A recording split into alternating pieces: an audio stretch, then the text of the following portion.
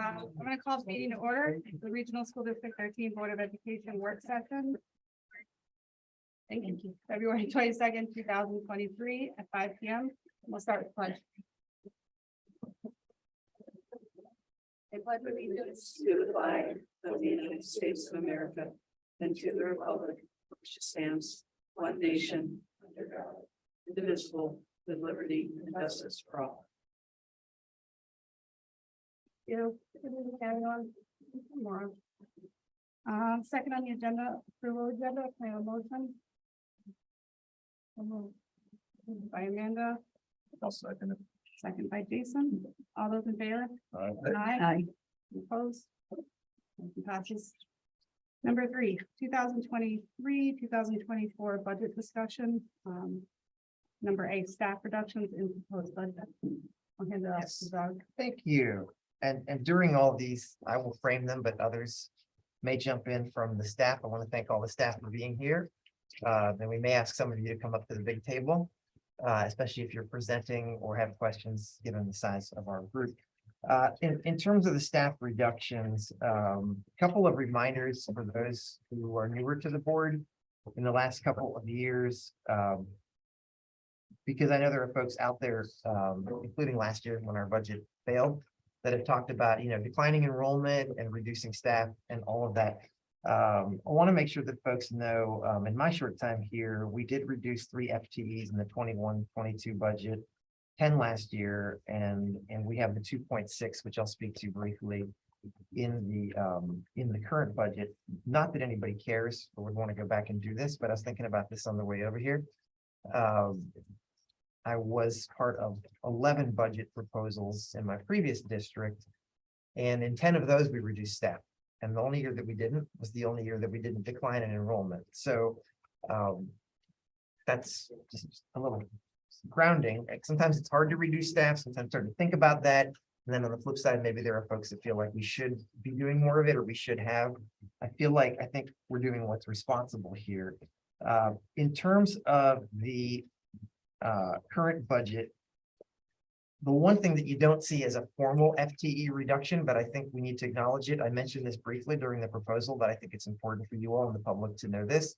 The bargaining agreement allowed us to eliminate a number of overages. And again, just a reminder, the overages is when a teacher teaches more than their prescribed level, and the new bargaining agreement that we're signing into next year, which will be in place for this agreement, which many of you helped us with, is no longer designating team leaders at the high school or K-12 leaders to teach a reduced load. And so that allows us to recognize budget savings. It doesn't show as an FTE reduction because we're still keeping the same number of people employed, but we're getting more teaching out of them, so to speak, and we are saving the overages that we're not paying. And Kim has factored that into the budget.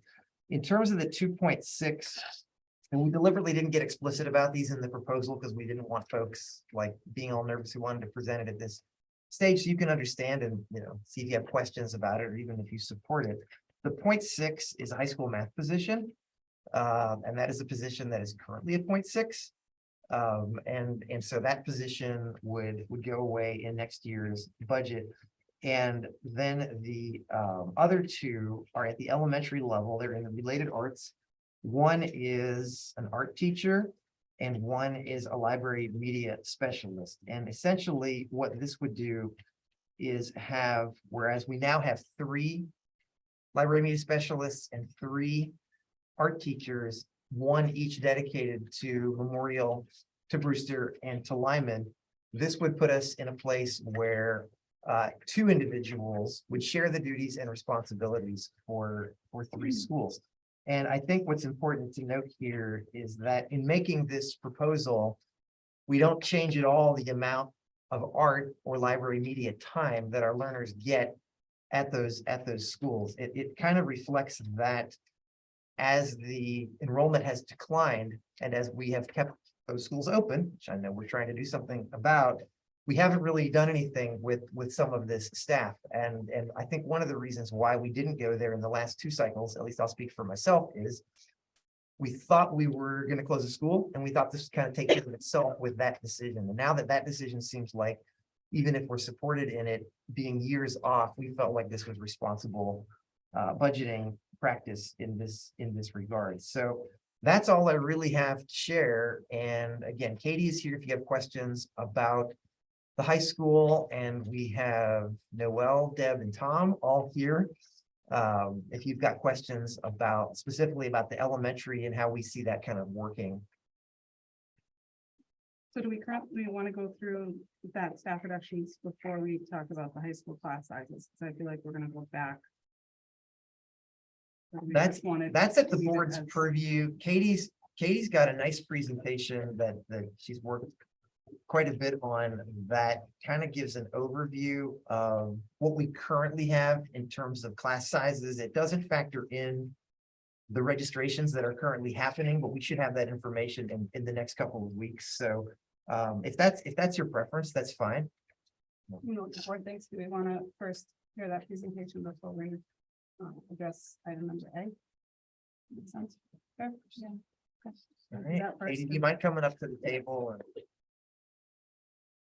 I'm also gonna move so I can see the presentation. Kim will too.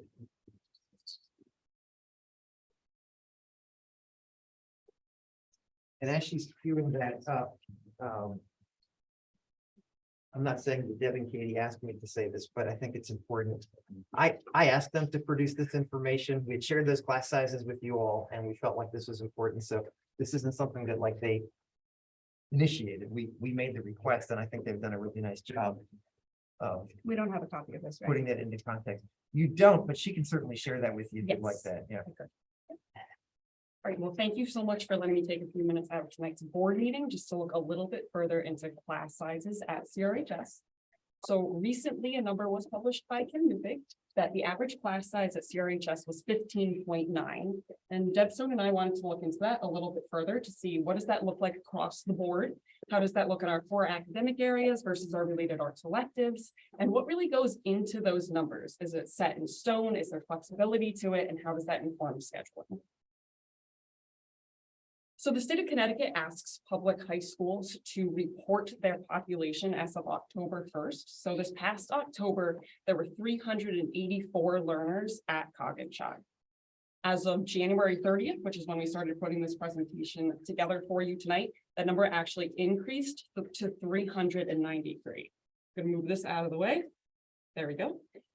And a lot goes into that. It's not only our freshman class that we're seeing fluctuations in, but it's across the board in all grade levels. We're seeing students leave the district for various reasons, but you're also going to see in slides coming up that we actually get a lot of students to come back to the district at the high school level.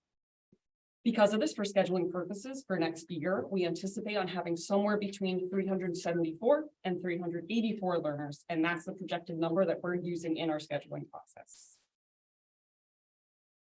So this slide talks about our freshmen, our incoming class specifically.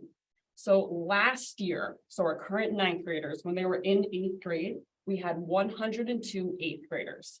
At this time in the school year, 29 had applied to other schools for various reasons. And in the end, 26 of those 29 ended up actually enrolling in those other schools. So to date, our current freshman class is at 75. It's our smallest class here at the high school, but you'll see in a later slide, it appears as though our numbers in population are increasing again, somewhere around that 100 mark. Currently, our current eighth grade class has 103 learners. To date, only 20 have applied out of district, which would suggest that many of those outreach programs that we're trying to put together are working and hopefully retaining more of our students. Those might include CogCon, which was our big event back in October. We're trying to get our clubs and our sports teams to be interacting with our middle school learners, just so they can get excited about what Coggin-Shog has to offer. The unknown about when students are either going to come to Coggin-Shog or if they are going to apply out and then accept another school is that they don't actually have to determine that until May. The scheduling process is occurring currently. We're about 4 months in at this point. It started back in November. We had our eighth graders all register for courses at the end of January. We had our 9th, 10th, and 11th graders register at the beginning of February. We'll probably spend about the next 2 months building the master schedule, but we won't actually know of those 20 who have applied out who is going to be joining us at Coggin-Shog or who is not going to be joining us But because of that, we have to anticipate that we could have up to 103 learners in our freshman class. Now, is that 20 definitive? Do you know that you have, it's not correct? So right? there are 20 that have indicated to. No, you can go for it. Do you want Yeah. to go? You go for it. 20 somehow, it means 20 students we've gotten notice that they're interested in another. So that number could be much higher, Could be No. higher, could be lower. or not like. Once they apply to another school, then we get notification. So 20 have so far, so my guess is you'll see a lower number of students than 20 that actually go to another school. Okay. Thank you. Can I interrupt for a second too? Yes. I'm not sure why, but I didn't take, because I didn't want to interrupt. That was Mariah calling, so I don't know if she's wanting to call in. I just texted her, so she may want to join by phone. Please jump in and help. And also, Katie, I think there's a way, if you hit that little pin thing that. Minimize. So this one right here? I think that. Oh, no, it no. disappeared entirely. Let's see. Hey, did you want to call? Hide video panel? That's it, that one. That worked. It works. Go back down. That's it. Good. Yep. For now it's thinking. There we go. I Fantastic. think you can get that top thing. Well, maybe not with the Maybe Zoom, not. I don't know. I don't think we have too much text over it. so Okay. We'll leave that out. So No, in you're good. speaking of the rest of our high school population, we actually do see a great shift in numbers in our 10th, 11th, and 12th grade classes. So since the start of this current school year, we've actually had 24 learners join us since the first day of school. Of those 24, 14 were former students in RSD13 who left district at some point for any number of reasons, whether they moved out of town and then moved back, whether they started at another school and then rejoined us again. So we actually increased by having learners of all ages come back to the high school.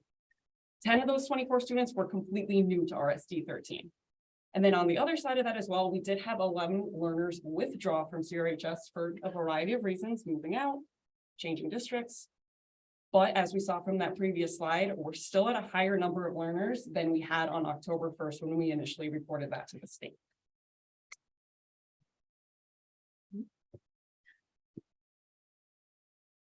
There we go. So currently here is what Coggin-Shog's makeup looks like per grade. Clearly our seniors are our largest class right now. Freshmen have that dip down to 75. But 8th grade and the classes below look like we're sort of plateauing again around that 100 student mark. But it really goes to show you that our overall population, the number is fluid. It changes on nearly a monthly basis. And that's really important, especially in our scheduling practices, that we ensure as we're gaining new learners at Coggin-Shog, that we have ample opportunities for them that challenge them appropriately, but also gives them that choice in selecting electives that are really going to enrich their experience while at the high school. The next 3 slides focus on graduation requirements. So the state of Connecticut has these guidelines. These guidelines now apply to all learners in high schools across Connecticut.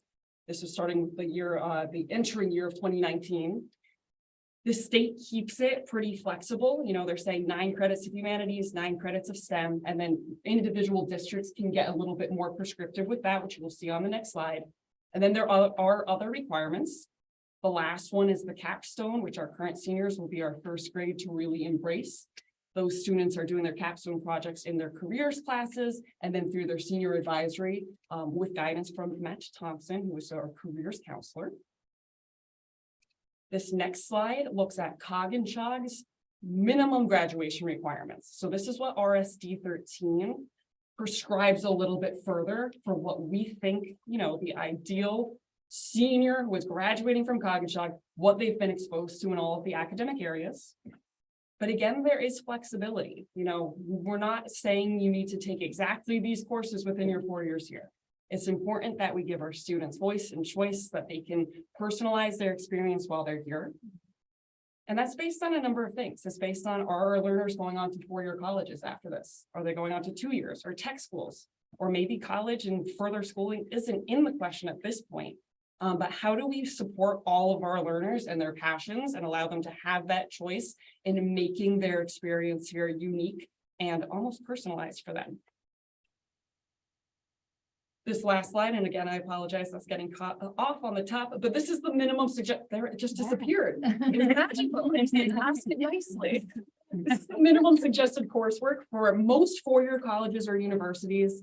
Our school counseling department does a great job keeping in touch with the most up-to-date requirements for four-year colleges to ensure if that's the path our learners are going to pursue, that they're prepared so that they can be strong applicants.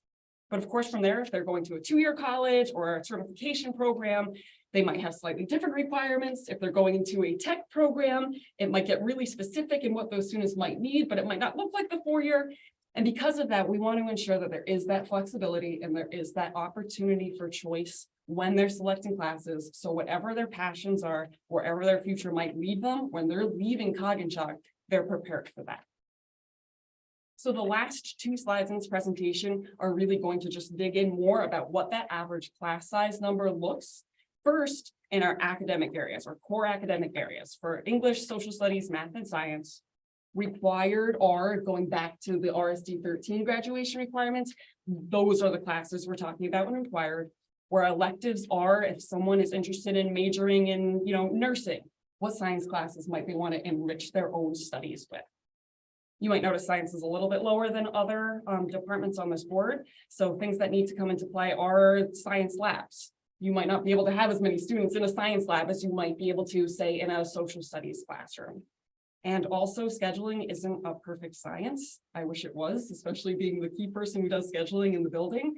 We want the schedule to lay out as perfectly as possible, but inevitably there are class conflicts. There might be one AP class running at the same time as the one art class, and students might need to make some choices. But that's also why in our next slide, we do offer many sections of related arts electives to, again, ensure that over the 4 years here, our students have choices that speak to them and give them a meaningful educational experience. So the last slide, we're looking at our related arts departments. Again, the numbers might vary depending on what department we're talking about. Our related arts department especially, they do a really great job in our program of studies of offering, honestly, way more elective offerings than what the teachers could actually carry in a course load each year. After students register and we get the requests in, it's literally about a 100-page document. Your internet connection is unstable. Don't worry about that, we'll be fine. But we go through with our school counselors, myself, Deb, our lead teachers, and we see where those student requests are. And honestly, depending on the makeup of our high school population, the interests might differ from year to year, and we want to have that flexibility of being able to offer what classes speak the most to our students' interests. So, the health electives that we're offering this year might look different next year. Electives are so important. Again, we want to make sure that we're offering classes that speak to students, that prepare them for their own pathways, whatever those may be from here. I know Liza and Matt Thompson and myself, we're looking at districts around us that actually offer career pathway suggestions when it comes to programming. So say you're interested in engineering, it might be here are your core classes, and then here's a suggestion of what electives you might want to take if you plan on applying to certain programs. But that's really what makes Coggins-Shock unique. And, going back to that first slide, we're having less 8th graders hopefully apply out of district. And whether it's, our class sizes, it's the programmings we offer, it's the academics that challenge students appropriately, if not pushing them to be the best they possibly can be. We do a really nice job here ensuring that all students, whether they join us from the first day of schooling or they join us senior year for whatever circumstances, they still have options. They're still able to be placed in classes appropriately, and they still can customize their experience while they're here. So does anyone have any questions that I could hopefully answer about average class size, course offerings, scheduling at Coggins-Shock? Surprise. Do you have numbers about class sizes like by academic track? Meaning by like the career path? So by like, for instance, what's certificates? the AP class size? That's a good question. I could get you that number. I don't have it tonight. But I can say, our APs are almost running like our electives, where if we see 1 year that an AP might not be reaching as high level of requests that we would like to, we will consider running them on a rotation so we can keep those numbers higher. We're also looking at AP classes, UConn offerings, so that say students are looking to go to UConn, we can get them the appropriate credits. That's absolutely a number I can get for you. And then how many like academic levels do we have in, say, English? Yeah, so it depends on which academic department we're speaking of and what grade level we're speaking of as well. So say for English, we might have English 9 CPD, English 9 CPA, and English 9 honors. As we move up in grades, we might add to that the AP courses and the UConn courses. And then actually, once we get to senior year, it changes entirely because our English department, in looking at courses, grades, student interests, we actually found that we wanted to try offering English electives senior year. So half your courses, not leveled, so all mixed, abilities within one classroom. But we did offer an honors extension to students who were interested in that, who still wanted that extra academic challenge, even though it was an elective course. And those students might have additional reading to do, additional assignments to submit.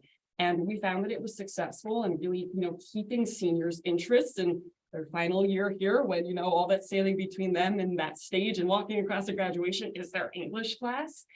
So that's also a department that elective wise, we're keeping the same options for next year. But say, should student interest be lacking in a certain area, we might go back to our English teachers and say, what's another English elective we could offer to our students? And they do a great job, really just kind of pulling student interest, proposing new classes, and then seeing what's successful or what needs to be changed for future.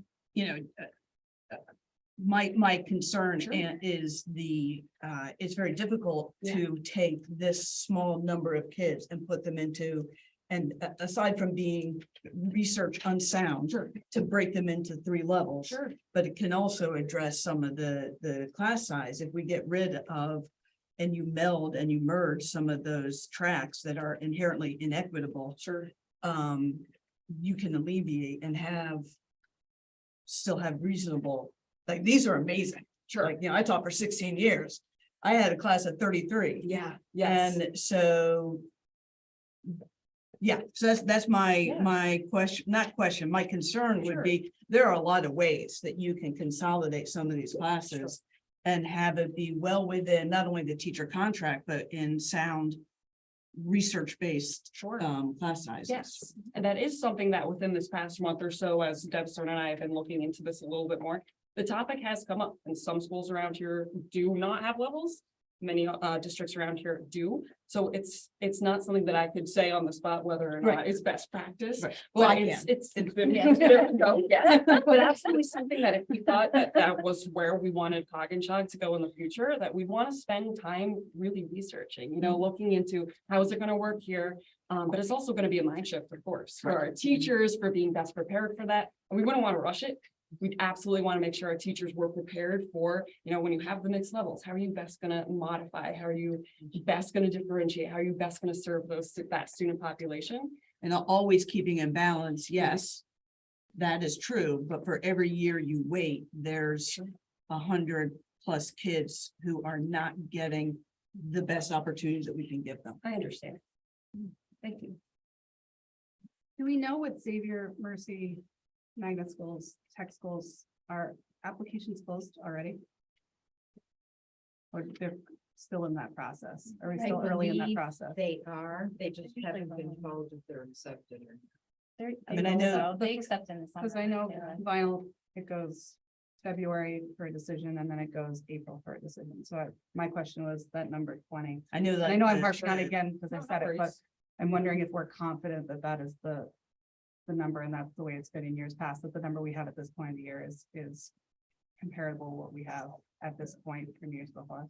We face a battle when it comes to admissions and enrollment because there are budgets among other schools, as you well know. I know that part of the system I'm in, they start in October going after the 8th grade students and saying, hey, let's have a little career fair. Come on in and see what you can do. Eat some free food. It's we're facing an uphill battle when getting students in, and I really feel.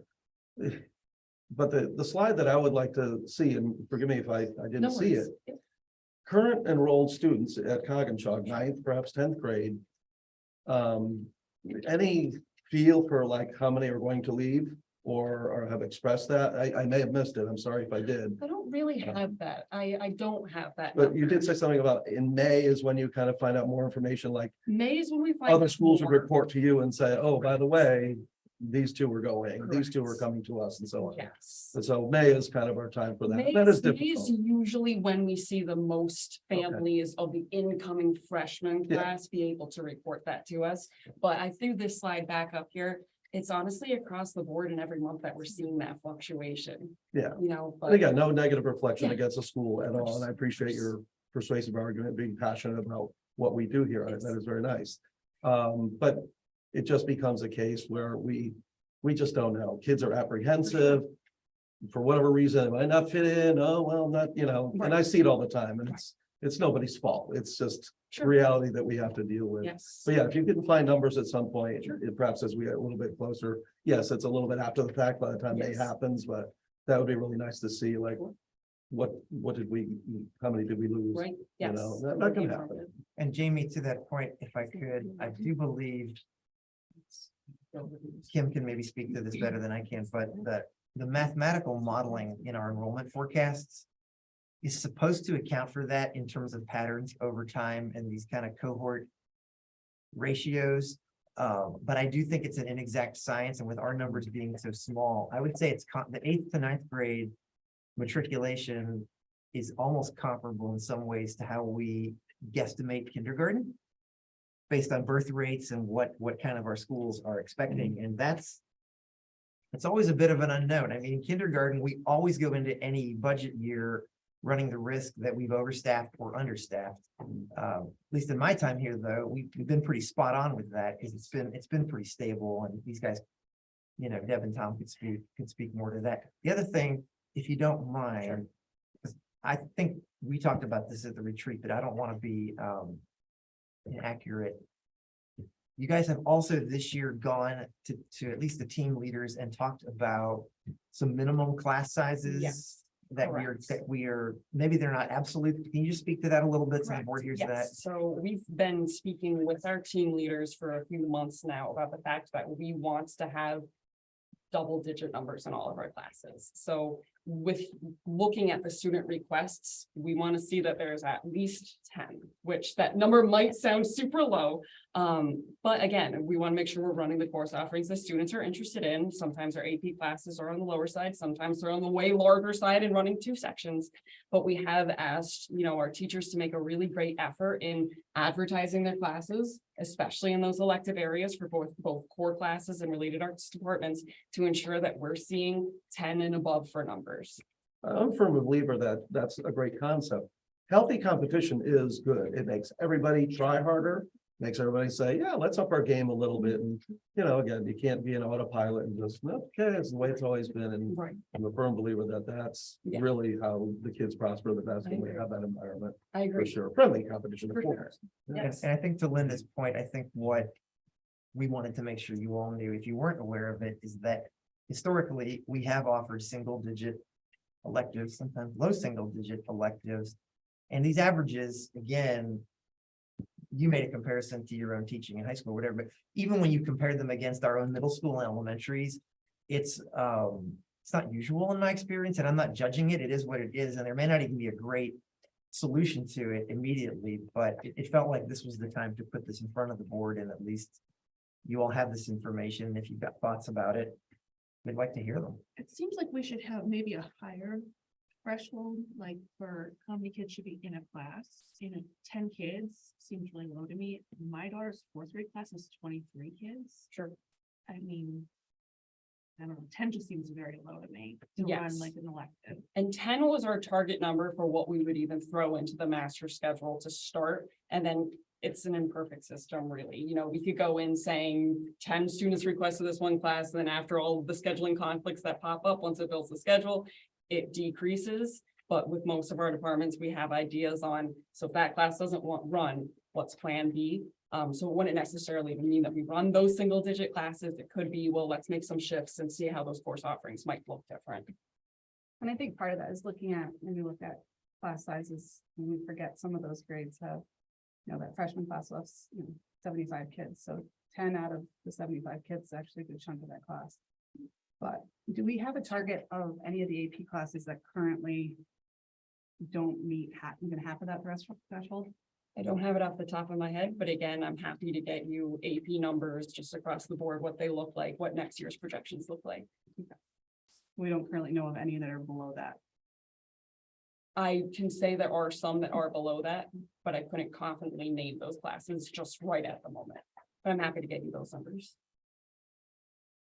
I know we had talked about this during the retreat, and you touched on it a little bit, but I think that a really good part of that conversation was definitely what you said as far as getting rid of the 3 tracks, Yes. or at least trying to go in that direction, because to me, it just seems like there would be a huge savings at the high school if we were able to, because it's just, I'm hearing this and it just seems like such a cost-effective way to reduce some of our our spending. Yeah, Is so that the Deb and high I did school? some initial crunching, just because we were curious, what would it look like? How much could we save? On a real quick analysis, no department had enough where it would save us a full FTE. But that's not to say that studying it further, looking at our practices, looking at our offerings, that it might not be able to bring in those larger savings that we're looking for in the future. Still have the same number of kids. So number of. Still the same number, yeah, Yeah. but like Linda said can too, do something in some. the direction of what's scientifically proven to be best practice too. And it's Absolutely. the biggest motivator probably of, Yeah. to me. Sure. And again, we want to make sure our staff is prepared for that, Right. professional development, how are they going to feel the most confident, most successful, being able to implement that curricula in an Right. effective manner. And just prepare our students too. It could be a mind shift for some of our students and their families, our learners, of suddenly not having honors or, CPA, CPB, and it might not, it's going to take some time, but putting in time to look how it's going to fit in Cog and Chog, how our teachers can best implement that's absolutely something that we can continue to look into and how it might fit here. I think it's also important, and again, I'm the one that asked for this because I had the same reaction that some of you had to some of these numbers, and thank you. Again, Yes. I think this is a good explanation. Where it comes to electives, I think where we want to be a little bit cautious, although I agree some of these numbers are way too low, is because we are a smaller school. If we make that threshold too high, we just won't offer as many electives, or we'll force kids into electives that they don't really want. And I don't know how that might impact who actually comes to Cog and Chog versus these private schools and other options that they have. The other one is, even as we talk about potentially going to, 2 levels instead of 3, which I certainly support educationally for, I think, the reasons that Linda stated and others. You can always get more and more cost savings in the budget, depending on how high you want to push the average class sizes compared to where they are now. And again, I same cautionary note with the electives. If we go from where we are now to something that's like double, yes, we'll recognize the budget savings, but will we have more of a mass exodus and people say, now this isn't the school that we kind of remember? And so I don't know if there's a happy medium there, but again, that's why we want to bring it to your attention, not just for this budget cycle, but even looking at future budget cycles. Sure. And just to go off of your point of if we start putting students in electives that they might not want, they're high schoolers, they can also elect to have study halls. So we don't want to see the number of our study hall participants increase because we're offering less elective options. I'm so sorry. No, it's fine. I think the other, have we looked into virtual high school, regional remote classes, especially for those electives with small numbers, Sure. to do a virtual high school or, VLS, and again, more rests are starting to look into these regional remote Yes. collaborations. Sure, yes, and we're super thankful for Stephanie and Liza. They've definitely been doing a lot of research initially on what might that look like at Cog and Chog. Do either of you want to speak a little bit to that? Well, I know we are offering there's 2 separate courses that are being taken right now virtually. We have the Latin course, and then we also have a learner who's taking an American Sign Language course. And so we have kind of looked into keeping that option open. I know that that's still a challenge for kids because it takes a lot of independence to be able to sit and learn, from a course like that. But we are happy that we have that option open to them, and it's something that we're hoping that we'll continue to be able to keep open for those kids that really want something that we just don't have enough learners to take a class for that, or maybe we don't have a teacher that is able to teach that certain course. That's something that we're going to hopefully continue to offer. Often AP is a good place for that because they're usually self-motivated, Yes, and so that they are the kids who can sit in front of and learn and pace themselves. Yes, absolutely. I think that's a real viable option, one that I'm used to.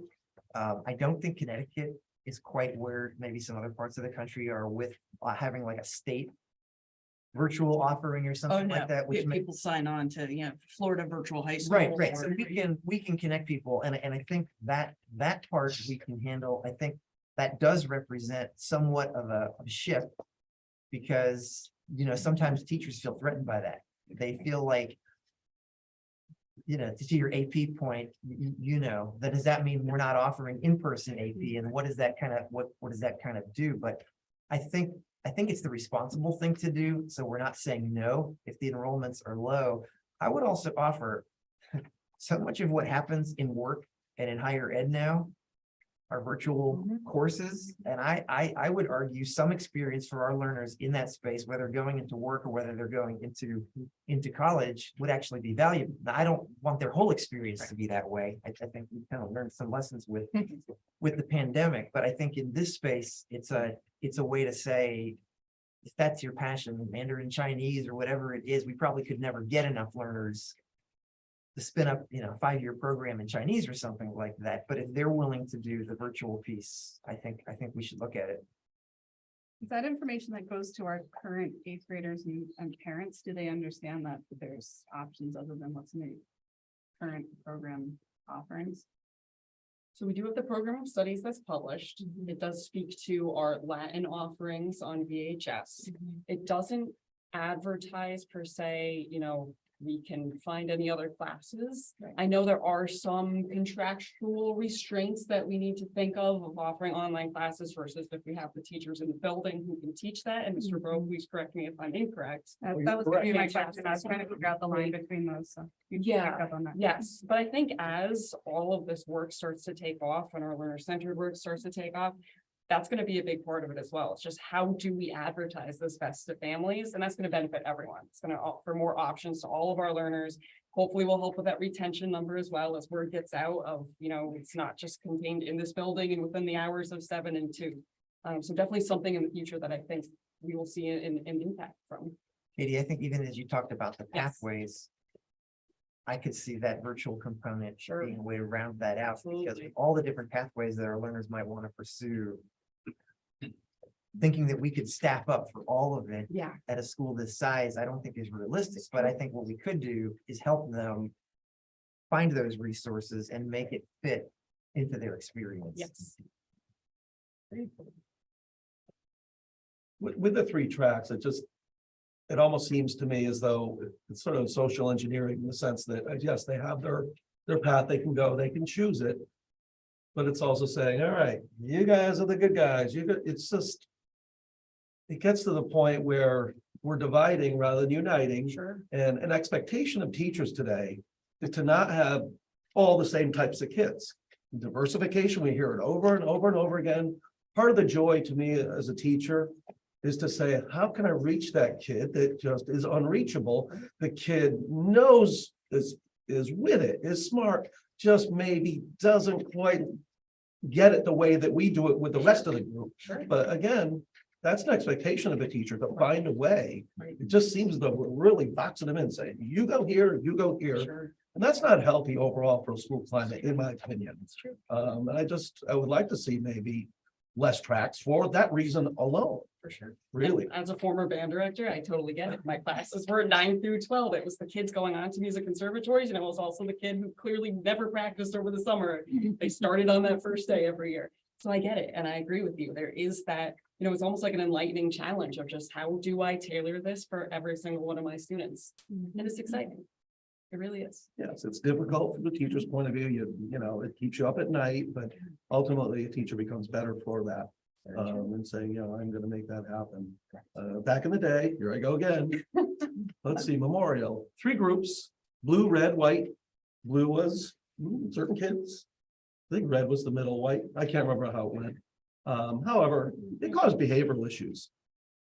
The kids who were knowingly in the white said, okay, if that's what you think of me, this is what you're gonna get. Great. It was a definite problem. I remember it way back when, and you know what? It's still that way. Right. Nothing really changes in that And respect. not unique to our district either.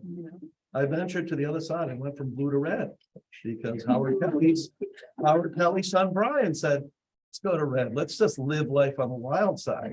And you know what? We had wonderful classes. The teachers were more diverse. They said, okay, now we got to teach the superintendent's son and Rohraback, and it actually was a very, very wonderful class because you saw the contributions the other kids could make. And you saw teachers that looked at said, okay, well, maybe you don't have to do that assignment, but tell you what, build this that tells me about a medieval torture device. Make it happen. You know, excuse me, but these are just certain classes. All right. And 70s are over. We're in the. Do we have an idea of kids that have signed up for certain courses and have been unable to do it due to, say, AP courses? So I've heard examples that, and if that's something that the budget can help with, I'd like to hear it. from that Sure. standpoint. I mean, a big part of it is just the fact that we, like many other schools, have 8 options for classes within our school rotation, you know. Again, I don't have an exact number. Our request just came in at the end of February, so we won't have our own master schedule built until probably April. April's the goal.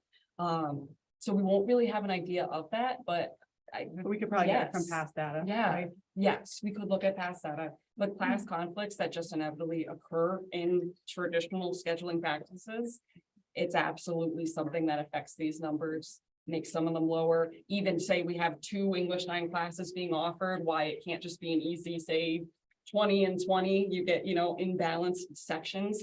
So that's another thing that, you know, once we start venturing out of the traditional into the more, how are we going to be serving our students and their families best? I think that's something that's going to be aided as well. What's a hard part of it? Because when you think of certain things that are preparing kids for outside, you know, our little bubble of RSD13, Yeah. and if they don't have those opportunities, we're not doing what we need to do. Right. So I guess we can look at past and see if we figure it out. Yes. Yeah, we're able to meet our STEM commitments, you know, over the next year. Then we reduced the STEM coordinator and a few other things have gone. I mean, I have not found any major challenges in course offerings because of that. Stephanie and Liza, I defer to you. Anything that you've seen? I haven't, no. Seen any changes?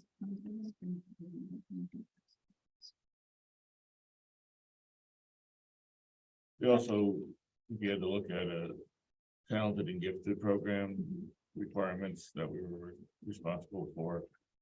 But COVID came and we haven't done anything since. At least we haven't published anything since. So in terms of talented and gifted, we are responsible for identification, but not programming.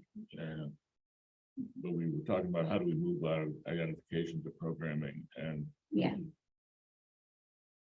And we have. So once a the child's enrichment teacher identified as that's strong. talented and gifted, I'm sorry. once a child's identified as talented and gifted, there's no process after that. The No, there's no information is just programming. given to the parents. It's just another track. It's just another way to separate kids based on perceived ability. Yeah.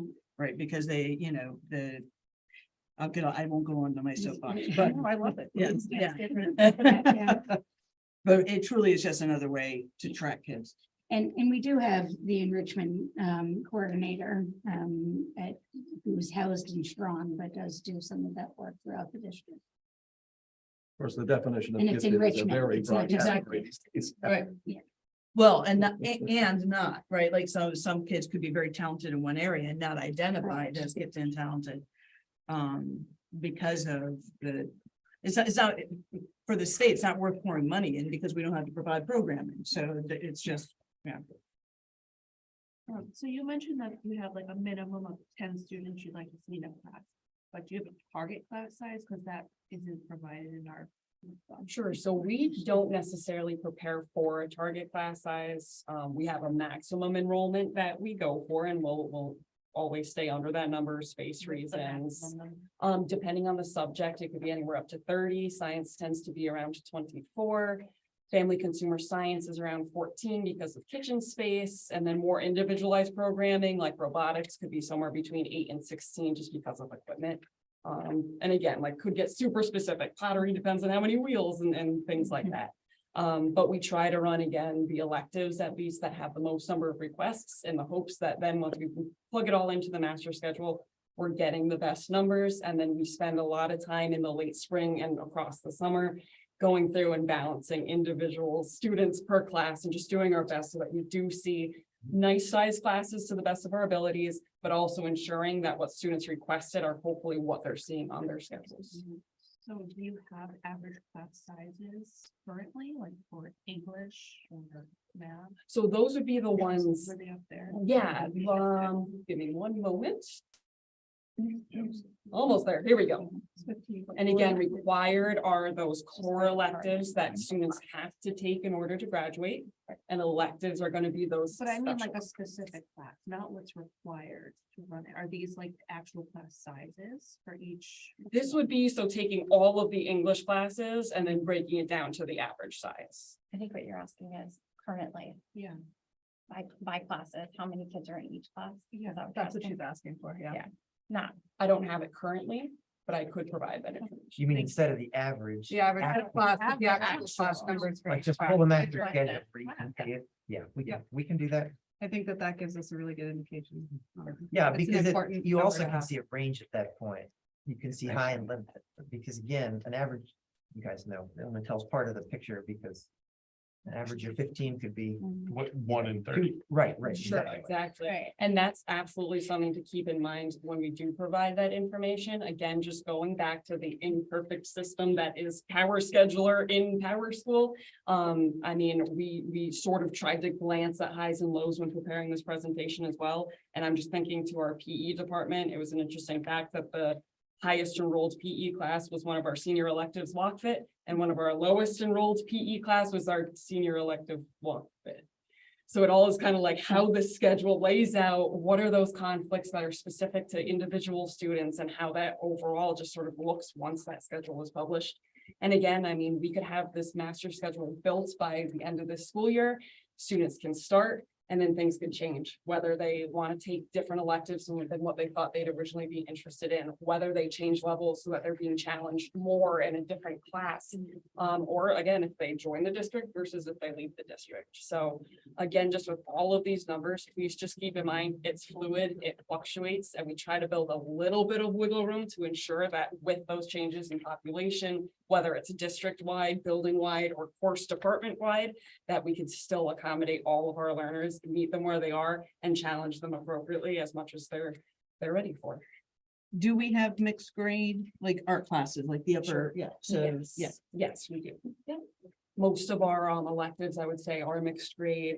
The electives, once you get into the core academic departments, mixed grade, but many, and if not most of our required, I'll say many, I don't want to commit to most of our required core academics, those tend to be more grade specific. Does the number for strong, sorry, Kate, this would be you, but, Charlotte Ford, does the number for PE at strong currently indicate where we are today, where we're staying with per quarter for PE and not expanded physical education? I'm not sure I understand the question, but are you looking at something in the Is budget book? PE, yeah, is PE going to continue to be per quarter and not? Oh, the I think that's, possibility of all year? that's a Cheryl question. It will be per quarter. Per quarter.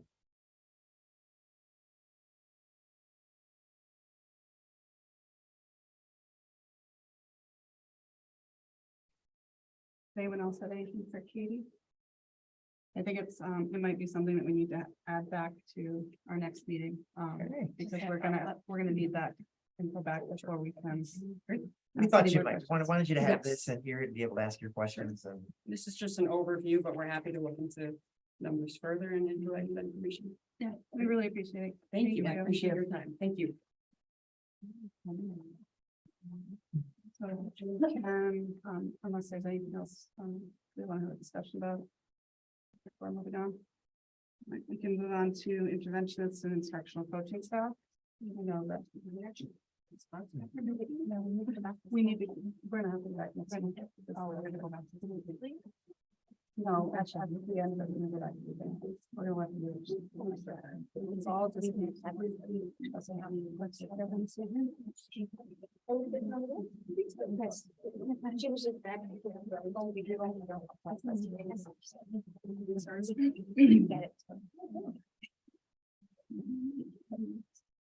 Are you going back, Kim?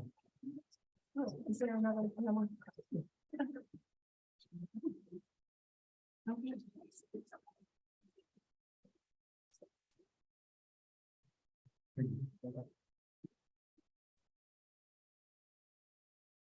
Oh. You want to go see? Yeah. Okay, so there have been some questions, not so much from the board, but from some in the community.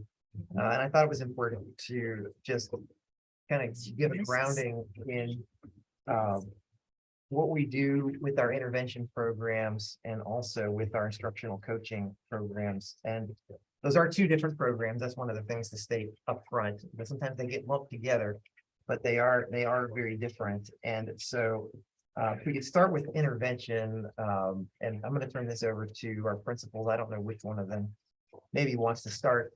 Oh, we've been elected for that. And the lead into is to understand, and they'll explain this too, that some of what we do in intervention is the way that RSD13 does intervention, but doing intervention itself is an expectation and a requirement of the state.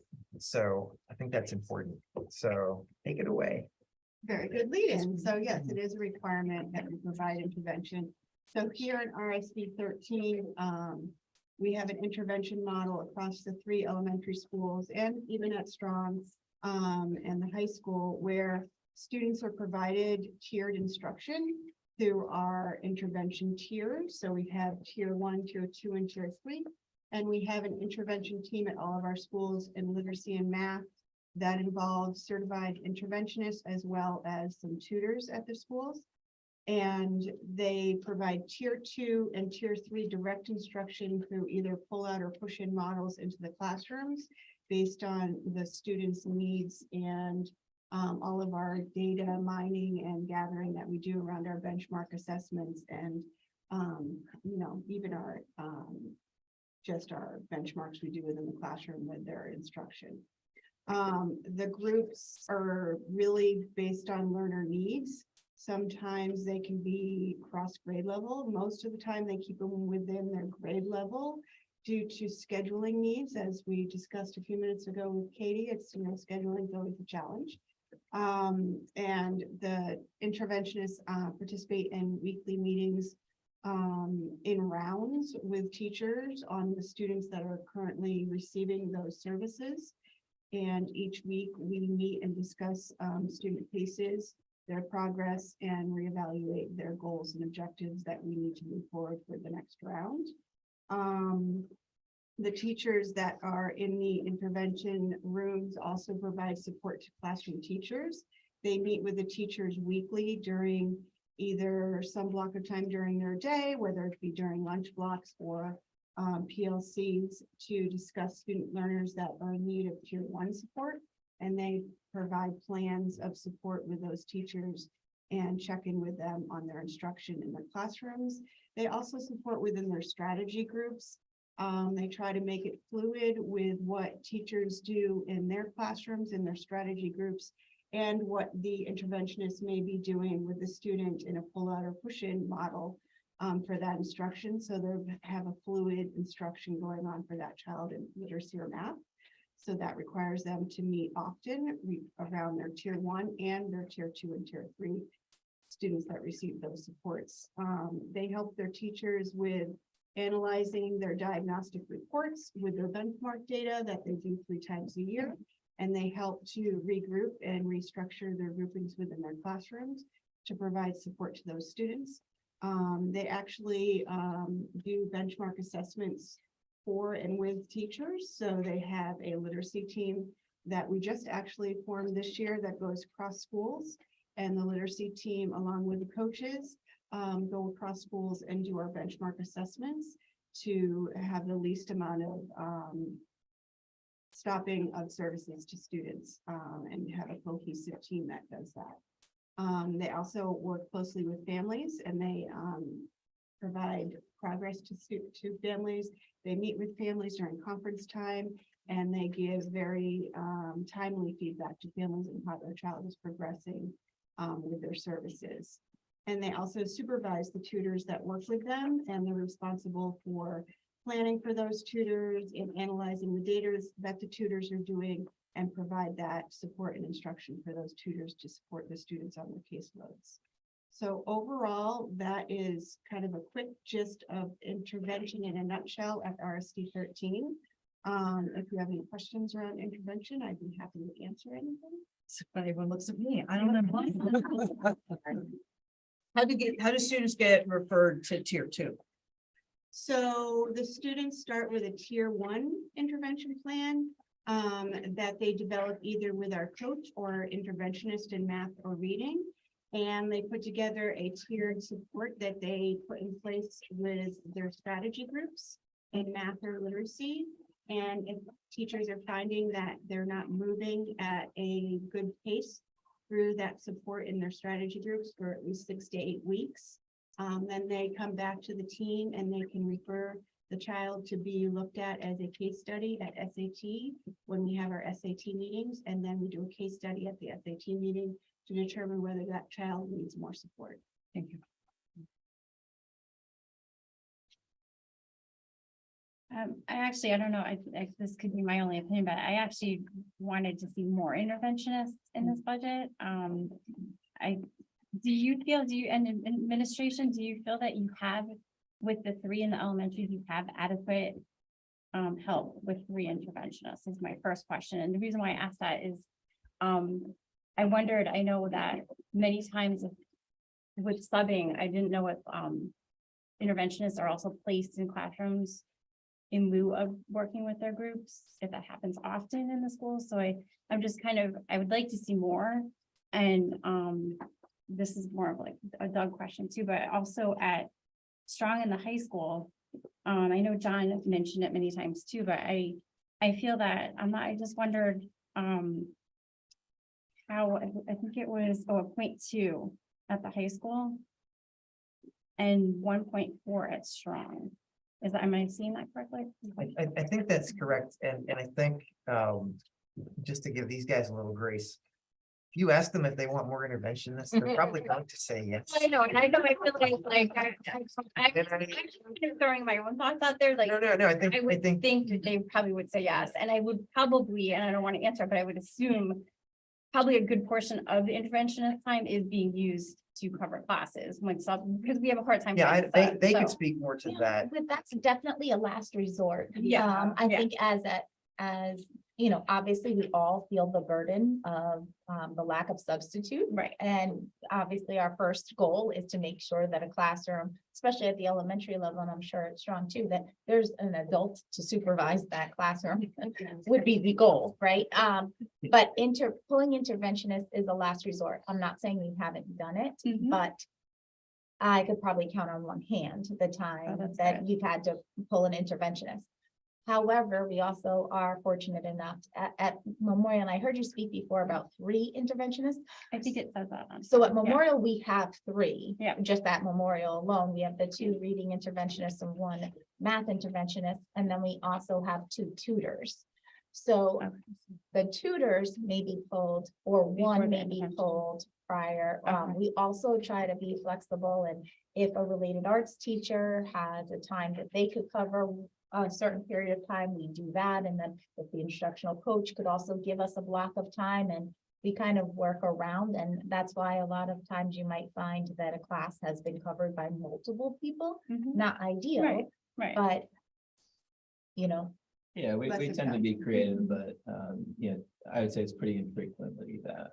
So it's adequate, the 3, you would say the 3 interventions. Yeah, they're not, at least I can speak for Lyman, interventions are not used frequently for classroom coverage. I mean, Okay. there's days where, it's an all hands on deck, but Yeah. I think Even we're the all, principal, Mr. Ford. we all are creative, so I think it depends, obviously you're gonna have those days, but not Right. any frequency and really we try to avoid, pulling our interventions for that purpose and Right. and don't do very often. quite Yeah, honestly. So there's 2. And we'll chunk it. we have 2 tutors. Yep, so Memorial has 2 tutors.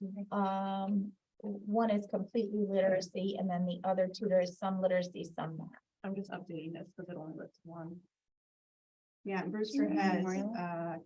3 interventionists and two part-time tutors. There could be some tutors that are covered under a grant. Yes. Okay. And then Okay. Okay, but Memorial does not have a grant listing. Brewster does. Yeah, so Brewster shows the 1 plus a 0.9 for a grant, Memorial only shows 1. Okay. So, I mean, that's definitely an area where I feel that in the budget, I would have liked to have seen more put in. Especially because of where we're trying to pick up where. Not to give you more to add, but I was just disappointed to see that more wasn't added, knowing that we're trying to catch up where the kids have, especially in the high school. I think I feel that there's a need in the high school. And again, the people who actually live it and breathe it every day probably can speak better for me, but Yeah, I think at least there doesn't seem to be a history here of having those types of intervention services that we would normally attribute to younger children right. at the high school.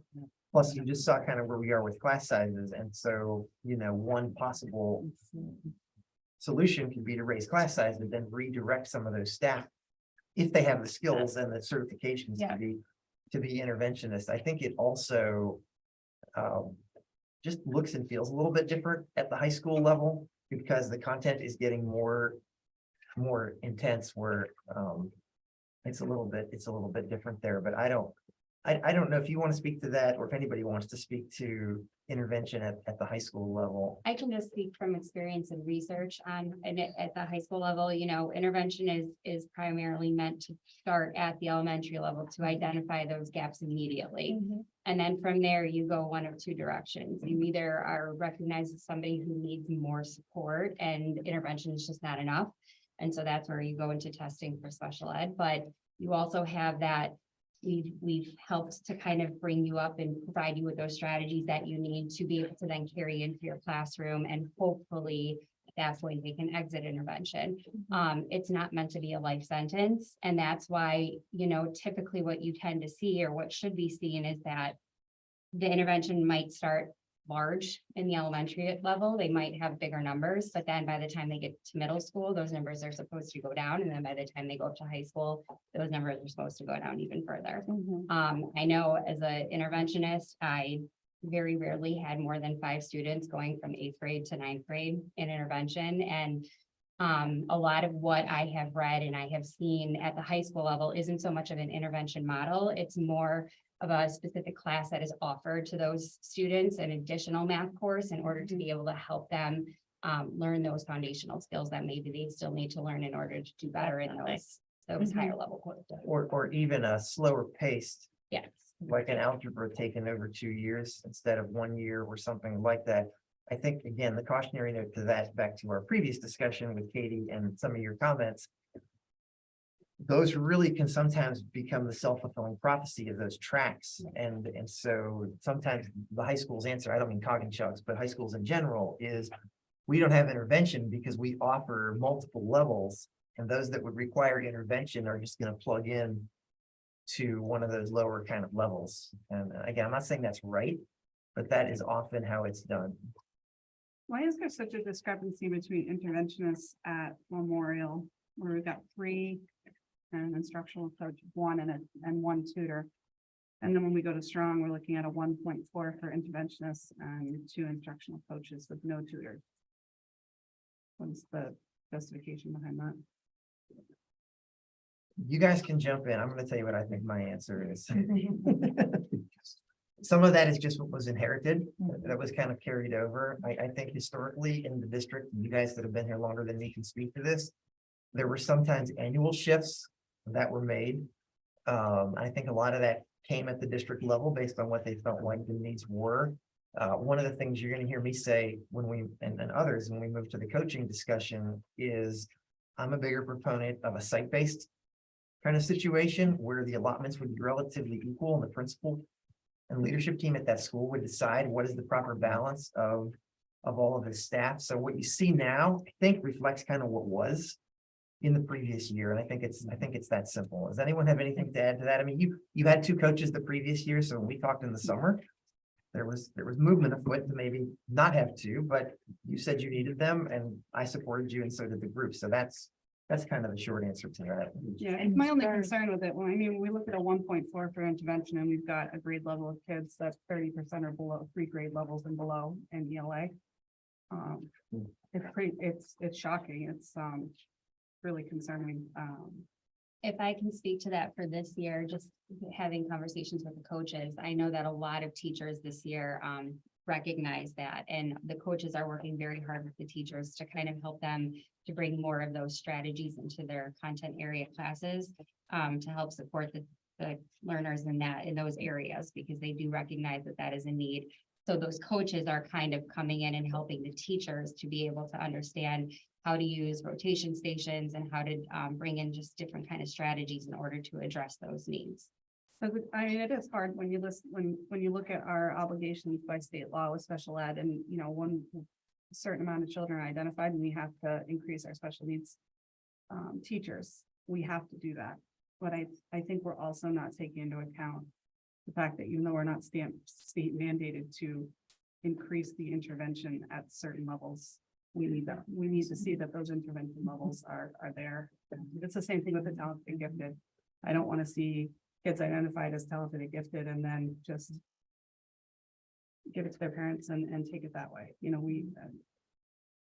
I understand the state mandates, but I think we need to think more holistically on how to tackle this, especially at these 3 grade levels.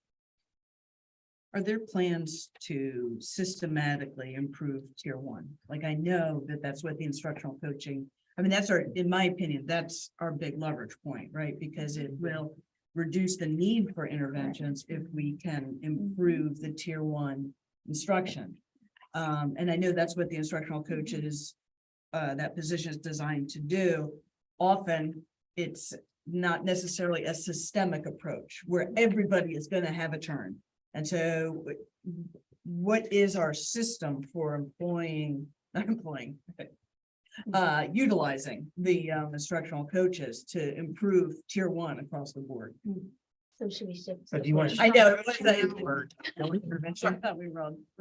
doing it together. So you want to go specifically in between? Yeah, I was gonna speak just a little bit to the instructional coaching model, and then certainly we can, talk for the questions that you have.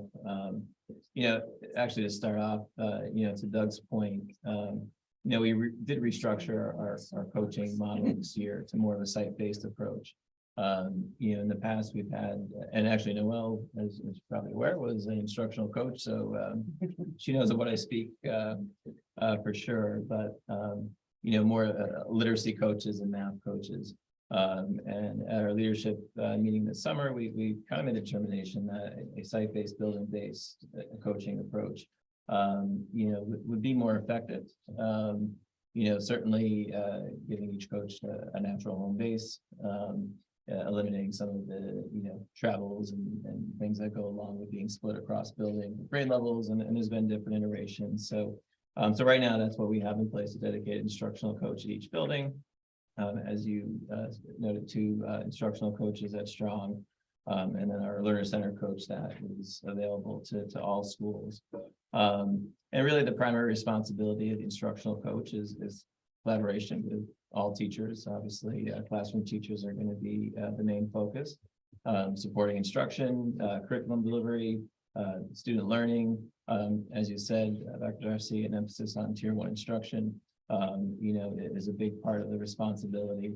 And the coaching really has evolved since its inception, as I said, and kind of moving in this site-based direction, which I can't speak for the entire group, but I think we feel has been, quite effective, to meet our building needs.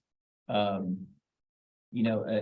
part of coaching is helping teachers to, improve practice. A little bit to the spirit of your question, different teachers have different needs, so it's not a one size fits all. Different teachers are going to be looking for different things in terms of instructional approaches, materials, resources, based on their own experiences, level of experience, how long they've been teaching a particular grade level and so forth. So coaches, we'll do things along the lines of modeling and demonstrating lessons. You want to make clear that coaches do push into classrooms, coaches do work with students. While it's not, their primary responsibility, You know, I certainly could speak on the elementary level, and I'm certain that I keep looking at Katie, but Cheryl moved She's over there now.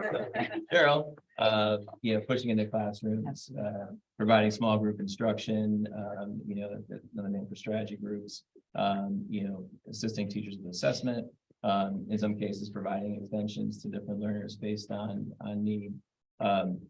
Coaches play an important role in our PLC process, you know, part of grade level collaborative teams, you know, supporting that instructional planning, you know, working with teachers to look at student learning outcomes, student assessment data, and then, you know, concurrent to that, you know, supporting teachers in their professional learning as we move to more of a personalized professional learning model, which I think we're all excited about. You know, coaches are often an excellent conduit to helping teachers find those resources and materials, you know, that they may not be able to do as easily otherwise. And then clearly supporting curriculum development, implementation, you know, is a part of the coaching responsibility. And then there's the other things, you know, our coaches, you know, typically are building test coordinators, you know, especially in the SBAC buildings, it's a big responsibility, and a lot of moving parts to that. You know, they do, as Deb, I think, alluded to, you know, part of our district assessment team, which we piloted this year, and I think it found to be very effective in terms of efficiency in getting some of those universal assessments done. You know, managing our data dashboard, you know, even to supporting teachers with, you know, grade level or content area budget development. And then things like Read Across America Day, which thank you to many board members who have volunteered to come and read in our buildings. You know, our coaches play a role in things of that nature too. So that kind of in a nutshell is sort of the core of what the instructional coaching, you know, looks like. I do think it looks a little different, you know, building to building, because there are some different needs across buildings based on grade level, based on, you know, our staffs. So, but like I said, the biggest shift I think for this year is we're going to site-based model. Yeah, and I think if you have any questions about the history, not to put Noel on the spot, but if you do have questions, you did it for how many years before you became a principal? 5, Yeah, if and I count it correctly. and it was different each of those 5 years. Yes, it evolved every year. It was a little different, and that went, you know, partly because of the direction we were in with our curriculum in different content areas. And, you know, we were writing curriculum in-house. So there was the portion of time that we'd be writing curriculum and researching different best practices. And it does evolve. Plus it's based on, you know, your population as a coach is your learners and providing professional learning for them. So what you might have done, and I, you know, would keep my files and think, oh, this is going to be super helpful next year or another time. And I would moving to principal, I'm like, oh, I never use that again. But it's because just like your group of learners changes every year, your group of teachers change, and what they would like to work on professionally might vary from year to year as well.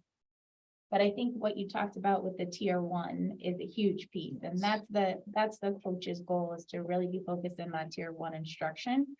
And I think that's why we've had so many conversations about, you know, literacy specifically more recently, and what does that look like for tier 1 instruction, because that has a complete correlation to the number of students that are, you know, maybe receiving intervention services. And just to your point around, you know, kind of that consistency across grade levels of schools, I do feel like having that, you know, site-based approach now really does give, you know, in the alignment space, that kind of vertical lens to, you know, what's happening in different classrooms. And obviously a kindergarten classroom is going to look a little bit different than a 4th grade classroom. And but I do think that from a continuity standpoint really does make a difference, you know, in terms of, you know, what we're seeing as needs in, say, kindergarten versus 3rd grade. And just to add to, you know, the coaches, while they are building based, do collaborate with one another, because we do feel like that communication is very important, because you know, what's happening at Brewster is pertinent to what's happening at Lyman, and, you know, we share grade levels. So you know, that cross-building communication is still, you know, important, just in terms of, you know, the district-wide lens for instruction. And they collaborate a lot with interventionists. I know, weekly we have our literacy meetings before school, and that's our, coach, our interventionist, our district literacy specialist, and we kind of look at both tier 1 pieces as well as recent assessments and what are the assessments telling us. So they're involved in all those discussions as well. And then out of that comes specific action plans about what we're going to do next too.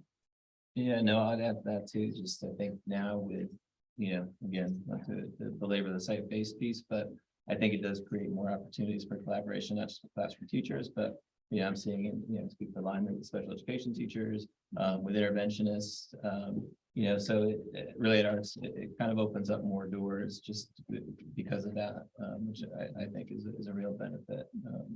Yeah, that's a good point, because the coaches don't just work with classroom teachers, they work with all staff. From the preschool teachers at my school up to the 2nd grade teachers, to the special ed teachers, to the teaching assistants. They work with all staff, and it's a lot at Brewster.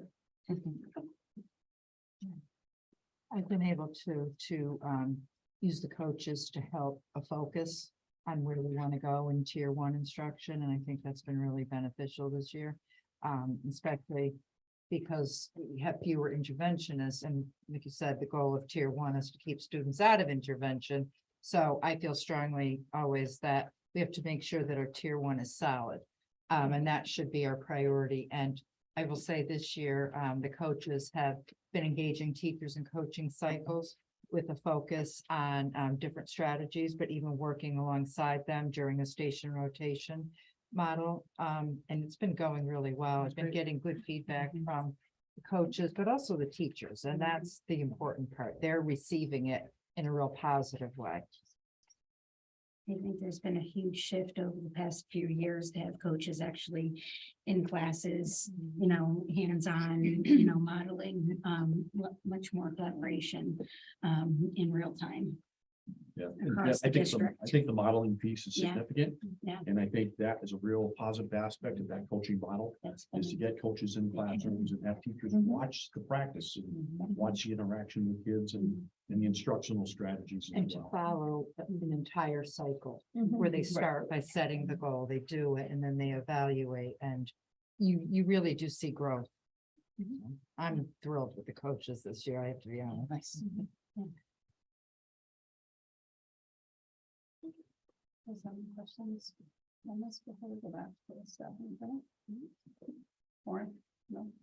Okay. Thank you guys for that. We will move, going to move back to staffing or staff, reductions before we go to other staffings. Okay. Back to A, staffing reductions in proposed budget.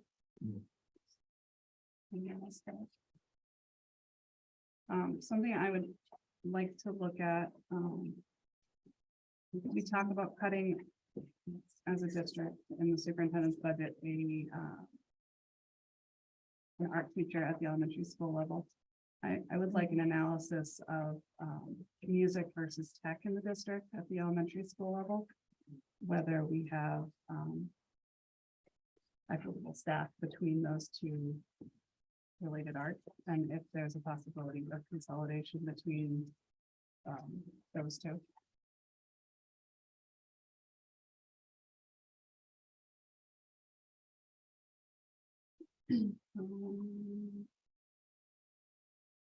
I don't know if it's something that you want to. Can I get Touch on it as clarification well. on that? So you said music versus tech. Did you mean versus art and library, or Tech. in terms of the, Yeah, what STEM tech, what we offer at the elementary school level Okay. versus what we offer in our music programs. Okay. And whether it is. okay, equal. not compared to art and Not library, compared just to art. compared to tech versus music. Okay. Yep. I mean, if you want to compare them all, it might be more helpful for the board, but that would be where I would want. Okay, we can do that. And that seems to have manifested itself at the strong school level, because we see a lot of kids, Yeah. if you don't do music or chorus, so, Well, yeah. you know, if we're able to consolidate some of art, are we able to consolidate anywhere else, in order to possibly allow for more one-on-one tutoring at certain grade levels. You know, that would be an area I'd like us to look at.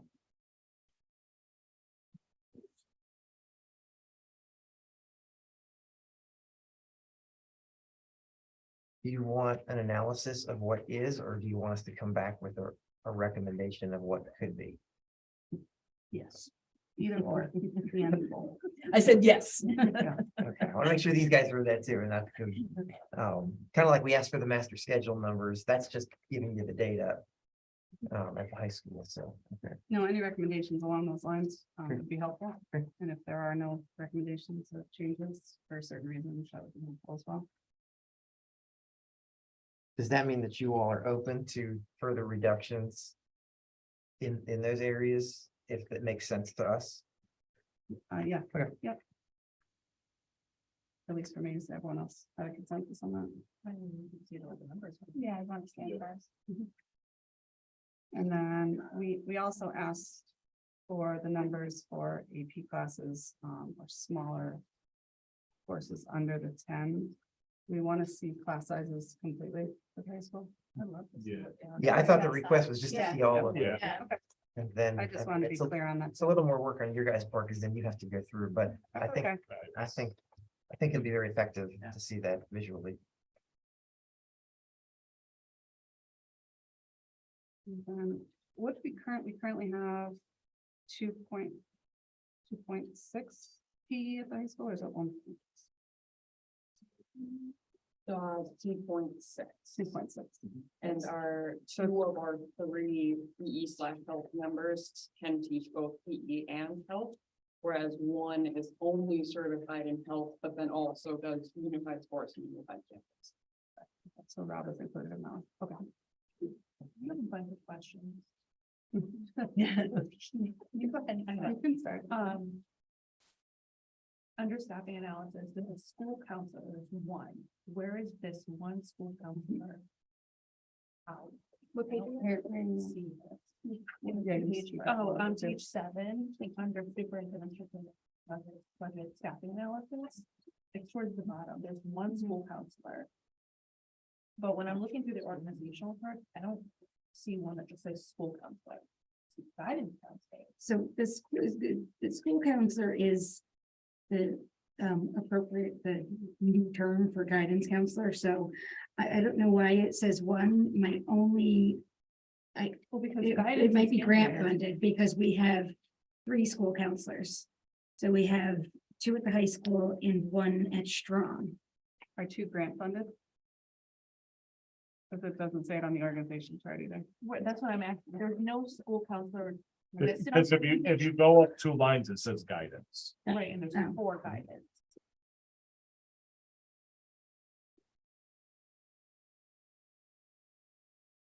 Which are all listed on the organizational charts. I'd have to look at where everybody is laid out. I mean, I could tell you off the top of my head, we have 1.5 at at Lyman, we have 1.5 at Brewster, we have 2 at Memorial. No. Yep, 2 at Memorial, full-time. We have 2.5 at Strong, and we have 3.5 at the high school.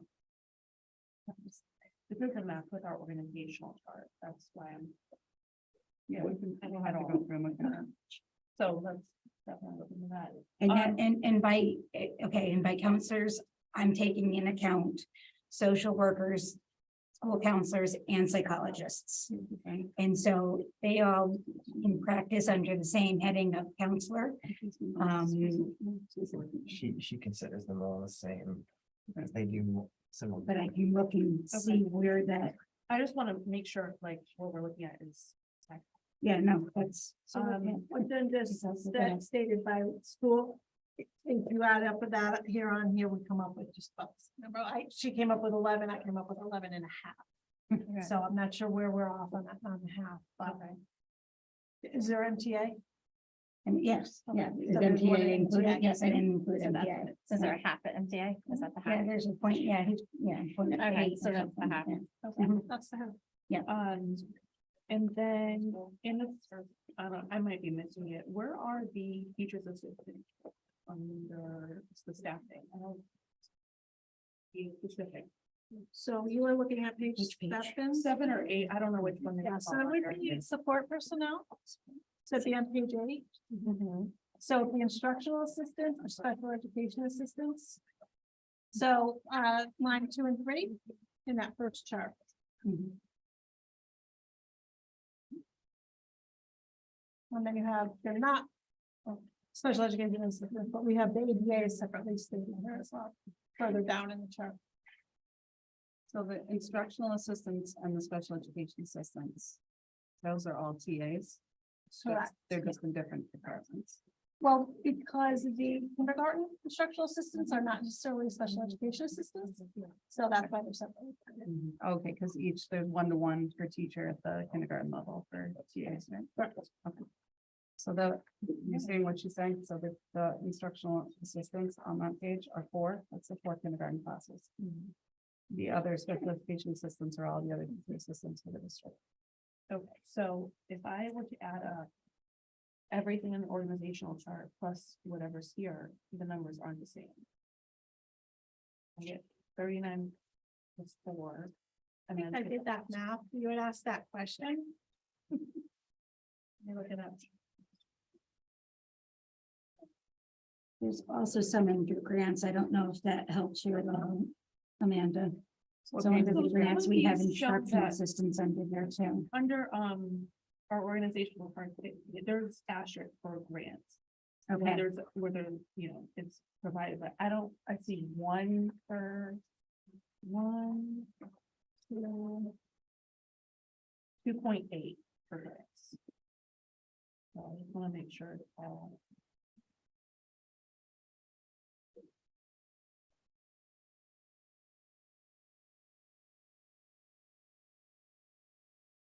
So you had asked me a question about page 8, support personnel, central office is shown, and then I broke that down, you know, how we got to that number. Because it's not just central office, you know, it would be the other, like we did with psychologists and social worker.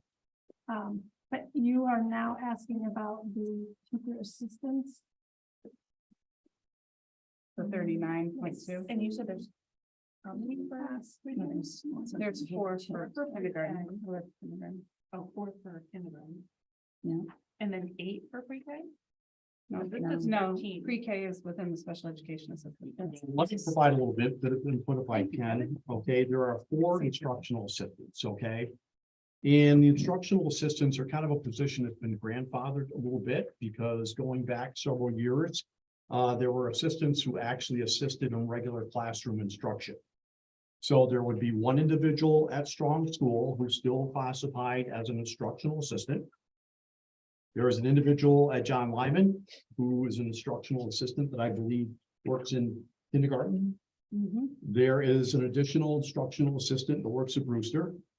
And there are actually 2 instructional assistants that work at Brewster School. So that would be the 4 budgeted positions being instructional assistants. Okay. Now, special education assistants at Coggins, there are a total of 10. There are a total of 6 instructional assistants at Strong. There are a total of 8 instructional assistants at Memorial. There are a total of 6 instructional assistants at John Lyman. And there are a total of 9.2 instructional assistants at Brewster. And these are classified as special education instructional assistants. So we did have the 4 that were basically instructional assistants to support regular education. And then with the special ed assistants, you have 10 at Coggins, you have 6 at Strong, you have 8 at Memorial, you have 6 at John Lyman, and you have 9.2 at Brewster. Which is the 39.2.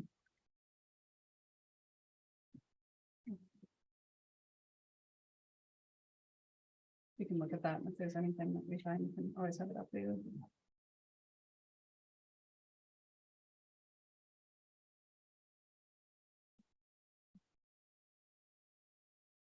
Yeah. And do we have an analysis of how often interventionists and coaches are pulled for subbing? Is there any kind of log or analysis that's kept during the year? Who's, which one? did you- Coaches and interventionists. No, not really. Minimal. It is It's minimal. very minimal. I don't. Noel said you could comment on one hand or not. Yeah, for the Well, she was speaking interventionist. for Memorial. Yeah, I didn't know if it was different at the elementary school. level. Yeah. It is Same. minimal and they'll like do a chunk. So Yeah. maybe if I have to, I'll pull the math interventionist and she'll teach the math block Agreed. for an hour. So it's very minimal if I do it at all. Very important. The utilization of teacher prep time to cover classes has been invaluable this year for all districts. You know, I presume there's a stipend or something along those lines, but Yes. yeah, that's been a lifesaver for everybody throughout the state. And we've had a couple of teachers that have volunteered to do that then, and then put in for the additional day. Sometimes. Yes. I'm just still gonna throw in and going along with what Linda asked too, with what we're doing with tier one. I just still think that we need some more intervention. I'm just gonna, without saying that, I just think that overall, the district could use more intervention. Not necessarily coaching, which is a great model. You were one of my coaches. I definitely find the use for that, but I feel like a lot of what the kids need right now has nothing to do, or I shouldn't say nothing to do, but not solely on teachers needing to learn more. Just trying to catch kids up to where they've missed. So, leave it at that. I'm targeting where that is and then I finding a way creatively to. And just helping these classroom teachers try to pick up where they're trying to go. Well, I think I just see the need, and I think that it's a need that the district has to look at. Or should look at. Can I come back up here for 1 second? Sorry. Yeah, why did you leave? I was blocking everybody, so I didn't want to be that barrier. But in thinking about that, like we spoke about before, coaching has evolved so much. And I felt like last year being our year back into the buildings more so than we had been, that was really what I did as an instructional coach. I was in every classroom at least once a week. But what we did with the classroom teachers, between the interventionist, myself, and the classroom teacher, is we would look at the data and analyze the data, then take the learners, put them into different strategic groups, then plan out the strategic groups and the progress monitoring, and then just keep circling that over and over and over again. So although obviously, we would love more interventionists. I feel like that has been a major focus, is the focus of the instructional coach helping to lead, not necessarily modeling a whole group lesson. It's been much more of the strategic group work and how do you know which skills that you need to work on? How are you going to progress monitor that? And then where do you go next? And making those groups really fluid.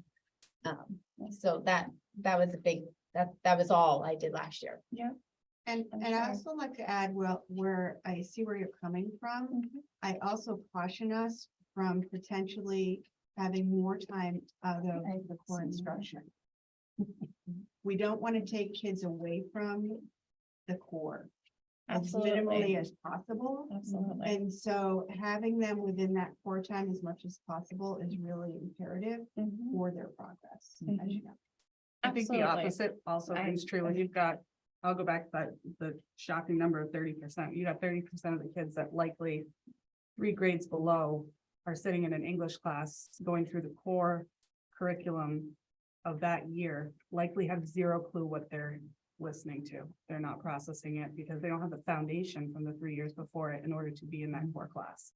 If we're not finding ways to identify and get those kids back where they can successfully operate in the classrooms, I don't see it. But I would add, Lindsay, I agree with you, but at the same time, a really skilled teacher knows to differentiate. And even though there is grade level expectations, you need to pull students aside. And that's why I'm really focusing on the strategy groups and the station rotation, because a teacher could pull a group of students and do A with this group, and then B with this group, and C. So even though they're in the same class, they are receiving some individualized instruction. I love it. I love it. We're just the board here trying to help. Like I'm just thinking like we're offering, like I'm trying to push for more intervention for your teachers and you guys are like, nope. Yeah, no. No, to be So, fair to these guys, to be fair to these guys too. You know, there's a lot of things these guys could and did ask for. And we came at 4.5%. Where did we start, Kim? Like 12 or 13 or something. So again, there are plenty of legitimate things that these folks have brainstormed but we also have the fiscal reality of where we are in our per pupil expenditures and all of that. So I don't want you to hear from them or from me. We wouldn't take more intervention services. It's more the reality of, Well, I Then think what there's else other are- places, there's definitely places where you could cut, but I'm just saying, like, to me, that was glaringly something that I would have liked to you know, do. we didn't more. recommend cutting anywhere else to do that. That was something I said to them when they would come. I'd say, okay, that's the ad. Where are we reducing to get there? And you know, the room kind of gets quiet. And because so, and again, I don't want to put any of them on the spot, but they were all there and that's kind of how it went. So Yeah. it's similar to where you guys sit right now. So You identified nowhere that could be reduced in order to increase intervention. nowhere that we felt we wanted to recommend it doing that, other than the reductions that we already brought into the budget. And that's where I think we've had to think a little bit more creatively about what everyone's job description is and having that overlap so much and work as a team. And especially when we're looking at like assessment data. So if we're looking at one assessment measure and it's saying 30% of our students, you know, are below like 2 or 3 grade levels below. Okay, what other data do we have to support that? Because, you know, being a classroom teacher, you know, too, there's a difference between a child taking an assessment on a computerized based system versus when they're doing something in your class to show that they've mastered a certain like competency or skill, right? So it's been a big piece of it too, is taking a look at that one data point and then backing it up and triangulating that data to say, okay, let's narrow it down a little bit more. Can they actually do that? I mean, I just had this conversation today in one of our meetings of, oh, well, we know that although the program's recommending they have these next 4 steps, I've got data right here that says they have it, just maybe not on that assessment. So now we have to take a look at, well, how do we make sure that we're getting an accurate picture of our learners and their trajectory for them across Do all we have the assessments. indication from Stephanie or Eliza that number is not accurate? Oh, I'm not saying it's not accurate. I'm just saying we try to look at multiple data points to then program for each child and each strategy group so that way we're making sure that although a computerized based system might say you need to work on the You're talking multiple. about a single day, factor a pairs. single Yeah, test, exactly. and how many conclusions do we draw from that single data point? You know, the triangulation of data is multiple sources. I'm sure you guys know that. And so part of that goes back to, I think what you're saying is the teacher seeing reflected in the daily performance of the learner, Yeah. that reading level being that deficient Mhm. or whatever. And so maybe it validates it and Yeah, says it yeah. does. Mhm. And that drives, I think also what Cheryl was talking about, not just the intervention, but the in-class Mhm. kind of And- differentiated strategies. Or does it deviate child by Mhm. child? So it's not an across the board thing. It is very much challenging. Well, I have a question. Instructional coaches, was that supposed to be like a temporary thing? I had heard. It's before my time, so I don't know if others can speak to that. I've heard that too, but I don't know the history of that in the districts. How long we've Good had question them, is or when do the coaches come into play? does anybody know? Tom, do you know? You know, to be honest, I don't Do they remember. predate your time here or? No, Mr. Bro. Yeah, Well, I've never heard that. I have not either, but I don't know that I would have been The there. impression might have been, I think it was I think funded by on the a board we grant. heard it. And I think it was funded by a Yeah. grant originally, and then the grant expired, and then it became part of the budget. So I think that is part of the perception, is that possibly those coaches would have gone away once that Yeah. grant went away. Yeah. When I was on the, probably 15 or 16 started. That sounds about right. Yeah. Does that correlate at all I with like think, Common Core or any yeah, of those you things? started that, I was No. chairman, so it was probably 16. And also. It was and with our, and- we had started Nancy Boyles, like it was we had new like now I'm going way back, Yeah. right? So it was, we had a new math programs and we had Nancy Boyles and the cafe strategies and like we had everything thrown at once at us the same year. We hired coaches. And yes, and then we had prior to the actual, we had something, we called her something else. Oh, Do you- yes, yeah, Yeah, she wasn't. Elise. Yes, Elise. yes, that's her name, but she had. Yeah, but we had her, but she was all elementary, and at that point, she was Brewster Corn and Lyman and Memorial. And I want to say it was on Yeah. the cusp of the Common Core And then- State yeah, standards, so it that all of these yeah. standards, and we needed. So it was support. temporary, but Yeah. to answer your question, it Mhm. was considered temporary at the time. Wonderful problem. We ever look at the teacher skills in relationship to the performance and adjust the teacher to a different class? When I've looked at the data in the past, you could identify what classroom and what teacher was having difficulty in bringing kids forward. And the data showed was specific enough to show that there was a particular problem in this classroom.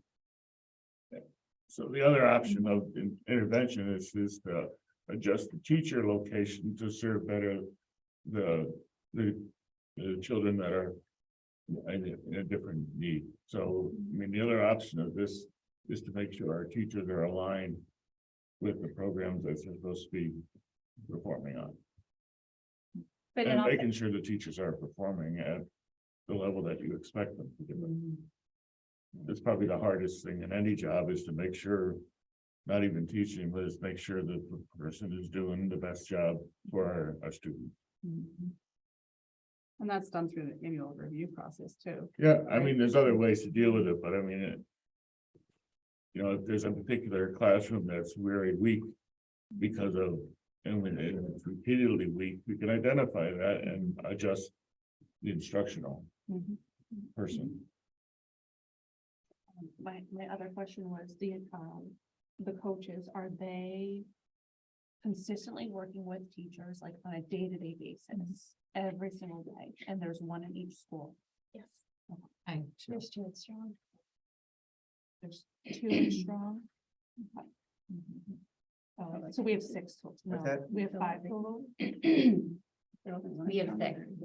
We have our You learner built the center vacancy coach as well. Yeah. And But there was one, there was a vacancy for teacher. She does. Amanda, to go back to your numbers on the teacher assistants, it was 46, I counted it. Yeah, with the grants. There's, yeah, with the grants, it evens out there somewhere, but.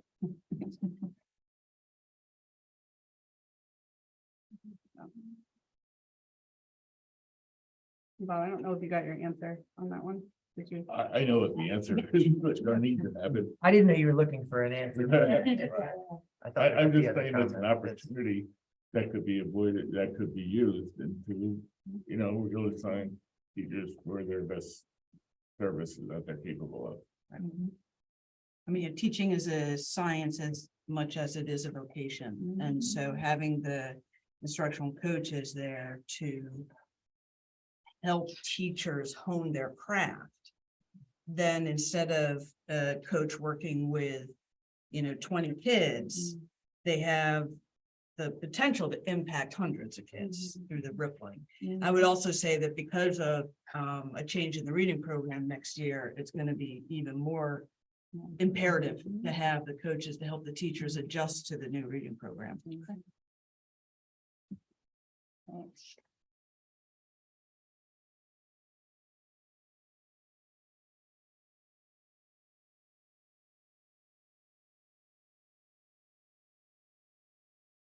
Want to say anything else you wanted from that? Not for that one. I'm moving. Yeah, that's, you had another question after that one. I don't know. I don't think so.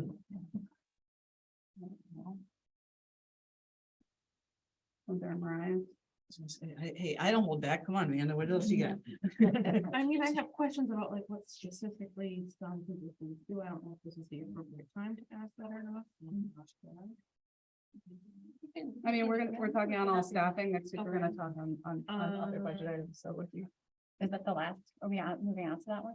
Do you want to go back to- Well, we're still within that. What That's the last. specifically does the coordinator of student affairs do? You want to speak to that? Shannon? I'll take that one. He does pretty much anything that needs to happen at the time. He works very closely with students. This year he started, he decided he wanted to reach out to every sixth grade family to start building that relationship with the parent. So he works with students, because it's a lot of times with conflict, to help them resolve it in a way that doesn't end up disciplinary. He works with teachers to help them problem solve behavioral issues or concerns that are happening in the classroom. He, honestly, he's my right hand. I don't know that I could be effective without having somebody there. So he's more like a assistant. He's like an assistant principal. Is it true, you would know, I'm asking someone that's got some more history here, that that position came into being the year that the sixth grade was moved to Strong? I believe I have that, yeah. As recognition that to add a whole other grade level and just having a single principal there. And he was moved from Lyman to Strong, from band position at Lyman that year. No, he was. No, he was he at Strong. was at Strong. He was at Strong. Okay. He did teach band at Lyman. I Don't remember know. him at Lyman. He did, yeah, that was I think during hybrid learning, there was a shift of just people's positions. We Yeah. have children in the building. That's how it morphed into your right hand person. I only Yeah, asked so because I keep had track of the originally attendance. asked if coordinator of student affairs could be used district wide. But he's only. Seems like a good position to be district-wide. Not sure Cheryl wants to share him with the rest of the district, but. He's handling things, you know, that would be helpful in other schools. We talked about that a lot when they changed from band director to this position. And it was because of the needs that we were seeing in Right. school The two that- guidance counselors. One.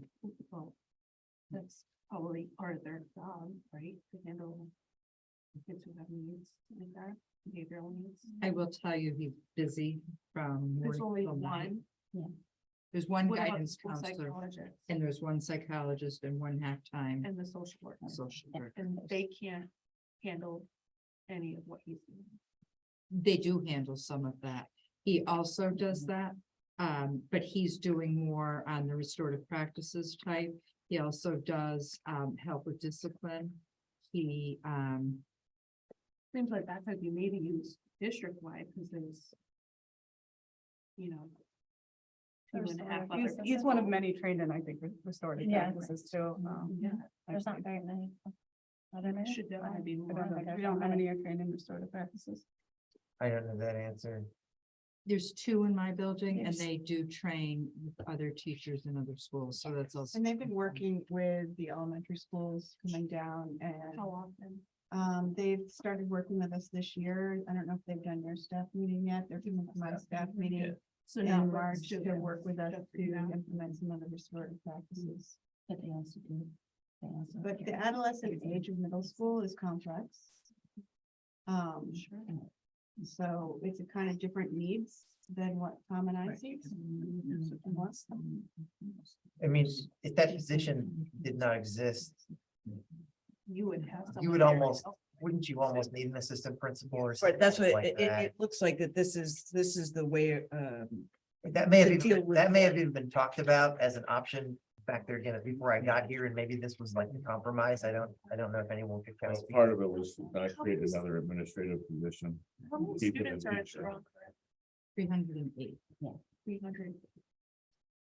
And we have 2.5 counselors there. It's not, especially in, you know, our current social emotional climate. They're working really hard. Is there any money earmarked with ARPA for an increase in counseling at that level? Or that could be. We can use it for that. We have it for summer learning, and kindergarten academy. And we're currently thinking we would use it for some of the one-time expenditures with the literacy program. It seemed to fit really well with that, but. But I'm going to be looking at my IDEA. Specifically for increasing, because we don't want to use the temporary grants, right? Well, they Because have it's one part and of the done. But a more long-term, But we did apply for that Solution. state, we did, it's, yeah. did. we haven't gotten it, No, not yet. but There's- there's they have there's other more, they rounds. have Yeah, we other, they have more mental cycles. health, yeah. So keeping our fingers crossed that we can. We also have the outside aid, we also have community health center. We do, we have Root Center at the high school and Community Health Center at Strong and Memorial. And that's the Currently. private insurance through families, so families can make appointments that they normally probably couldn't get into based on Correct, wait times Yeah. and. And I will Yes. tell you, she started what, December, yes, she's booked solid. yeah, She's we booked at the high and, school too. and our elementary schools are asking. So, yeah, we are definitely looking to expand, but in terms of, you know, the alternative to what, the student affairs coordinator does, you know, with our 0.5 counselors at the middle school level, there's not enough time in the day. I think there's also a certification issue with the way that was titled when you first Mhm. came, because he couldn't be titled as an assistant principal, correct? Correct, but it went back to what Bob said. It went back to not putting in an administrator. I just want to point out too that at the high school, there's 393 kids and there's only two guidance counselors and one psychologist and 0.5 social worker. So it's pretty close. The same number. I will say they do a fantastic job, but on days they are stretched very thin. Yeah. Just every day, you never really know what to anticipate, and even our 0.5 that we share between buildings, I mean, it's pretty common practice that she's at one building, but the other building might need her assistance, you know, she's a phone call away. So the social workers, Splits. Splits between Strong and CRHS. but just between the two schools or all? schools? Just those two schools, just. And So there's a she's full- 0.5. There's a social worker 0.4 at Lyman. So And 0.6 is Brewster. and 0.6 on a Brewster. full, I So believe it's that just was- one person splitting between schools. No, so we have a school psychologist and a 0.4 social worker at Lyman. Mhm. The other 0.6 to that social worker is at Brewster with a school psychologist. And at Memorial, we have one counselor and one school psychologist. At Strong, we have a school psychologist, a counselor and 0.5 social work. And at the high school, we have 0.5 social work, one psychologist and two counselors.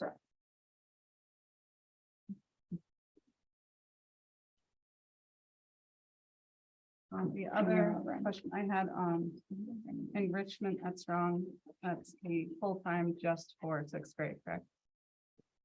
Enrichment. I don't think so. But I don't think that's, I'll let you speak to that. I know that, wasn't the intent. I know that the course is only offered at 6, so that was my question. Is Is that there other okay? things that's in the works there? Yes, and so there's, I'm hoping to spread that enrichment to all the grade levels. Carolyn is actually amazing. I spoke to her about, you know, what would you want to teach? And we had a good conversation. I got an email an hour later with 10 different things. Like, okay, well, we got to narrow it down. But also it feeds into what you were talking about before with the course sizes and the PE. So in order to, it will actually increase class sizes and will give students more offerings other than tutorial. So the related arts people, they know this, but I still need to meet with them to figure out exactly. They will teach, like, say, 6th grade, Q1, 7th grade, Q2, 8th grade, Q3. And then that 4th quarter, or their empty quarter, will be a course that will be, that students can opt into for that one quarter. So I'm trying to think, like, art. She's looking at potentially maybe ceramics. I know health is considering doing nutrition class and cooking. So those things are all in the works there, along with expanding the enrichment to others.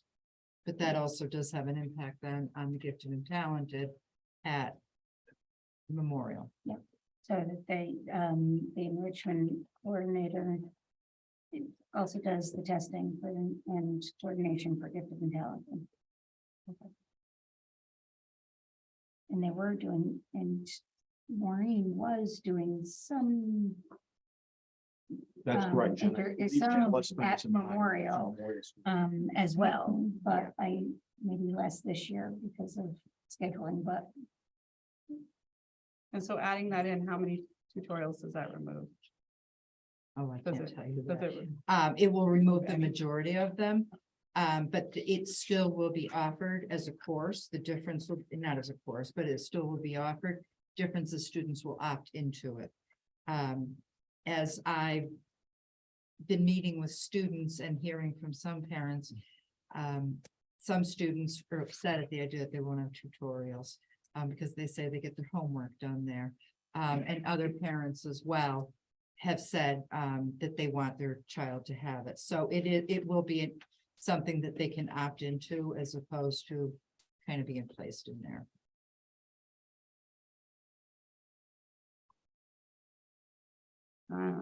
do we currently have at Strong kids being pulled during instructional time in order to get private music lessons? Yes, We looked into having that not happen. I have. I haven't figured out how to make that happen. By private, meaning individual or an Individual music outside lesson. vendor. No, it might be semi-private, not private one-to-one. Is But that only one- happen at Strong? But it delivered by, After The that? music yeah. teacher. Where else does it happen besides Strong?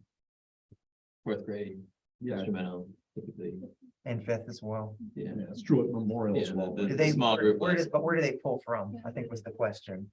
It varies. Or academic classes. It varies, so they try, Sometimes. yeah, they try to pull from what we have as like a what I need block.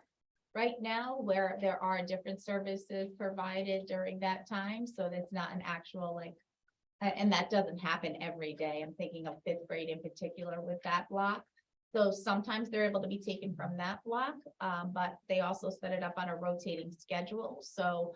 Although they miss math one week, the next week would be social studies, the next week we have to be a piece of science. It depends. That's how she's doing the fifth grade this year. Same at Strong. and That's in sometimes addition to tutoring. their regular music class? Mhm. What's the point of that? Instrumental lesson. They get music on top of the instrumental. Yes, Individual instruments instruction. Do the parents know that they're getting full out of four classes? I know, Yes. they're informed of. And I have last year had parents who were concerned about that. Yeah. And so, in working with the music teacher, she's rotating and she does give students passes. And she does tell them, like, if there's something you're going to miss, that you don't want to miss, you can use the pass for Can it. parents opt their children out of that? If they want to? It's Keep my it in their understanding core now. class? Okay. Instrumental. Individual music volunteer. I never knew. Oh, Like, instrumental. Like they Yeah. shouldn't have. they can opt out of like instrumental lesson class. They They can, don't yeah. opt, well, I mean, not class, but lesson. We have had some students that had started band and then realized the commitment and decided not to pursue that. Mhm. But they don't opt out of like music class. No, I mean like Yes. this extra. Yeah, we have some. Is students it, that I guess the have to question play is, an if you instrument. commit to being in the instrumental band program, is it the expectation that you'll also take part Yes. in the, I don't want to call them private, in the. Yes. Well, I would look at it, What's the Small term? group lesson. Small group. sectionals. I would look at it the other way. Yeah, like, we didn't have this. The instrumental music Band. We did, lesson yeah, is, yeah. the thing, you know, and then you're part of the band. Yeah, I wouldn't say you're part of the band to take the instrumental lessons, like, you're learning the instrument starting in fourth Correct. grade, so. Yes. The And lesson is really the, Just so I'm clear, because I have a student who just started band. Whatever. That's the thing. I know. So starting in fourth grade, she has an actual class that she goes to for band.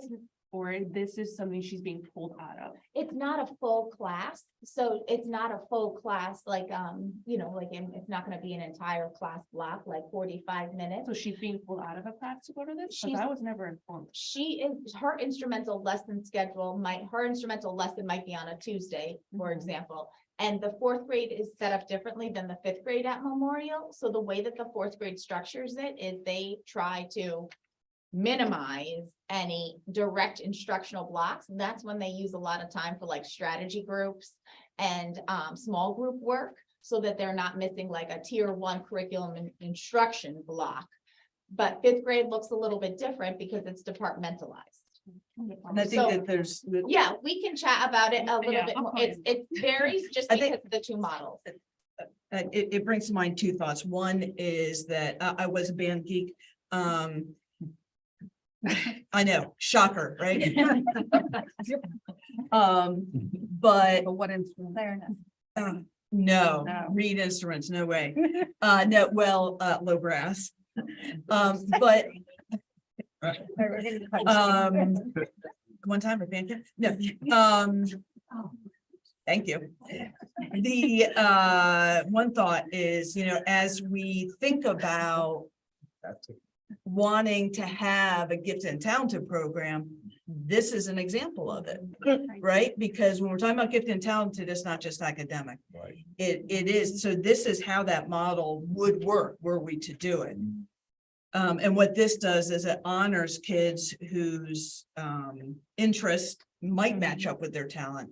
But also when you're in band, and where's our band person? There you go. You got like 100 kids in the room, right? And you, as the director, you can't help Johnny, get his embouchure correct on his tenor saxophone because there's 90 other kids there. So that's the reasoning behind, as you said, like these are kids who are learning how to play the instrument. So they, instead of having 20 instruments in the room, they're pulling the kids who, in theory, because I've seen it work multiple ways, but pulling the kids who are all learning the alto sax, and so that they have that specific instruction on how to play the alto sax. Yeah, I think it's really important, though, we look equitably across all studies, that we really need to look at what Linda's saying. We're talking about targeting kids, we've lost a outdoor ed position, we've lost a STEM coordinator. We're still leading that track with talented and gifted with music. Where are we picking that up with STEM? Where are we picking it up with outdoor education? I don't know where that is currently, so.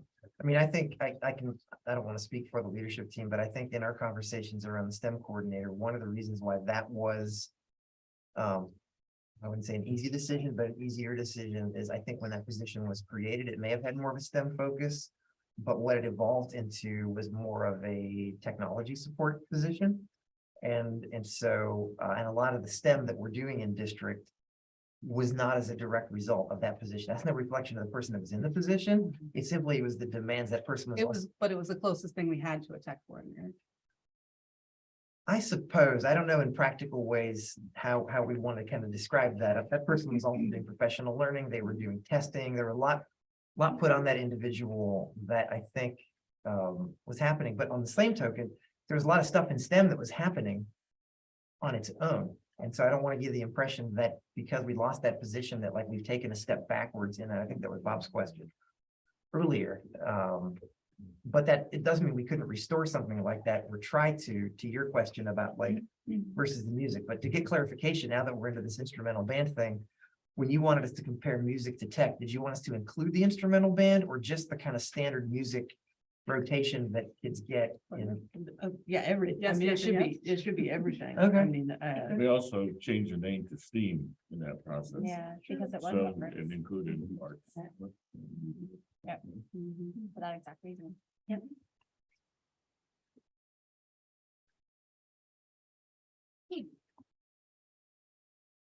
I think when it comes down, we're talking on the class sizes and the staff reductions. I think we'll probably wait to have any formal discussion on how we feel about those till we have those numbers back at next budget session. Can we turn those around in a week? I'm asking the staff. I don't want to promise what we can't deliver because we have another work session later in March. I would like, we need a little more time. What about on the music thing? I'm also looking at Katie and Liza, our music experts. Yeah, I've already, I have a little bit of the information already, including instructional minutes of each teacher currently, but if you want also the programs offered, I can get that to you. Okay. We'll get it to you as soon as we can, and I guess we'll see where we are next Wednesday. I think we could have it by the March 22nd. Oh, for sure. We kind of have to because we would be able to get through it's our, both. yeah. Especially if you're going to make any changes or recommend anything different from what we propose. And that, I mean, that's why I asked that now, because I know that coming back to it, we don't want to get too late of our budget season. No, and again, like, I tried to do this at the retreat, and I'm not gonna do it here, but I think part of the concern from our team has been, not to, again, put you on the spot tonight, but to think about where the overall number of working budget may sit with you. Because if we're gonna have to reduce it significantly, we would want to go back and look at further staff reductions that we haven't proposed at this point, and any talk of adding interventionists, I mean, that would just be even more difficult to achieve at this point. But you all are also asking questions that maybe there are some other things we could consider that we haven't at this point. You know, in the overall salary budget. If you look deeper into it, you know, while there's $130,000 increase, much of that is due to special ed requirements. Needs that seems to is some increase in intervention and outplacement and stuff like that. Is that a driving force for the 130,000? No, No. 130 is just certified, or certified and non-certified. Yeah, it's everybody, right? Yeah, so any of the outplaced special ed tuition is under different, it's under operating services. So this is just employees. I don't understand, but part of that employees is. It looked like there was an increase in special ed, but maybe. So we did hire a teacher last year, come to the board and said, yeah, we did have an increase in our population of Right. students in our Right. school. Right. That's what I was, That's a good point. That would be a good chunk of that. yeah. Can I ask a question about the alternative ed program and if we could get a cost breakdown of that, like the overall cost, the staff salaries, supplies, transportation for that? How many students are in that? Do they come for the full day, leave at certain times? How many days a week do they come? And Was what that is the that? 9 through 12 Are you talking program? about the COG Academy? Yeah, that's, I think- yeah, the 9 through 12. I think program. so. You want to speak to that now? Yes, to all of it. It's a very flexible program. So there's, and it's, I don't know. there isn't. I don't think it is. Under a No, different- it's part not of the like high, broke it's part of down. the high school. It's like in. So, Mm-hmm. it is part of the high school. Okay. And so all the numbers in that program are part of the high school numbers, and our staffing is shared. Thing. No, in the programs, programming is flexible based on student need.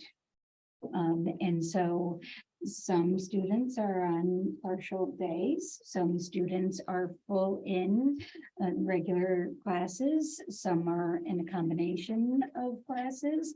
Some we have come in for certain things and then do online work for others. It is highly individualized.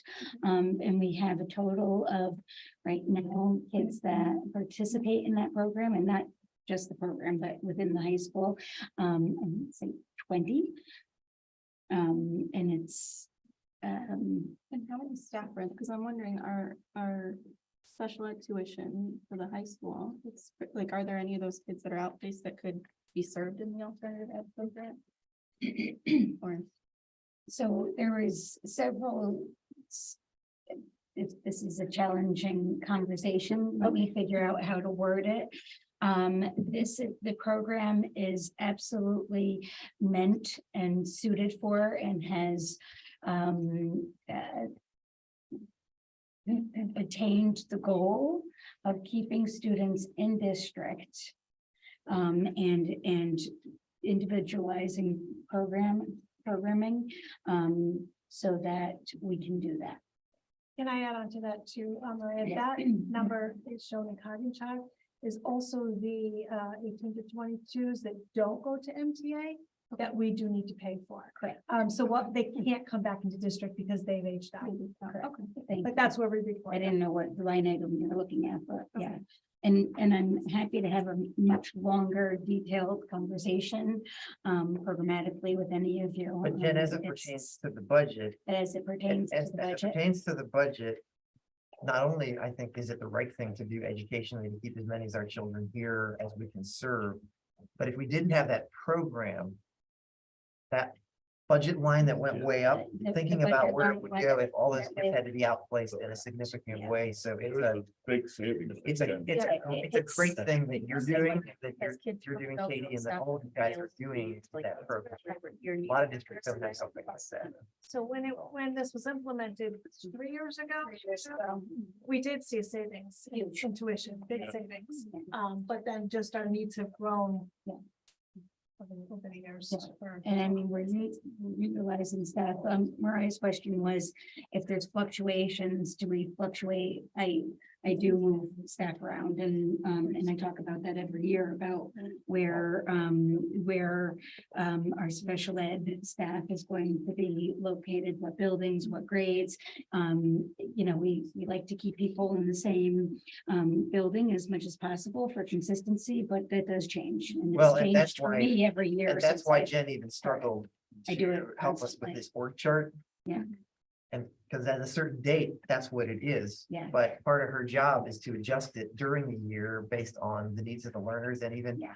who may come in and out of district with certain needs. I made my own chart. I do not envy these administrative matrices you're all have to deal with. Oh. Bastards, they're Nobody doing- try to figure out some of it.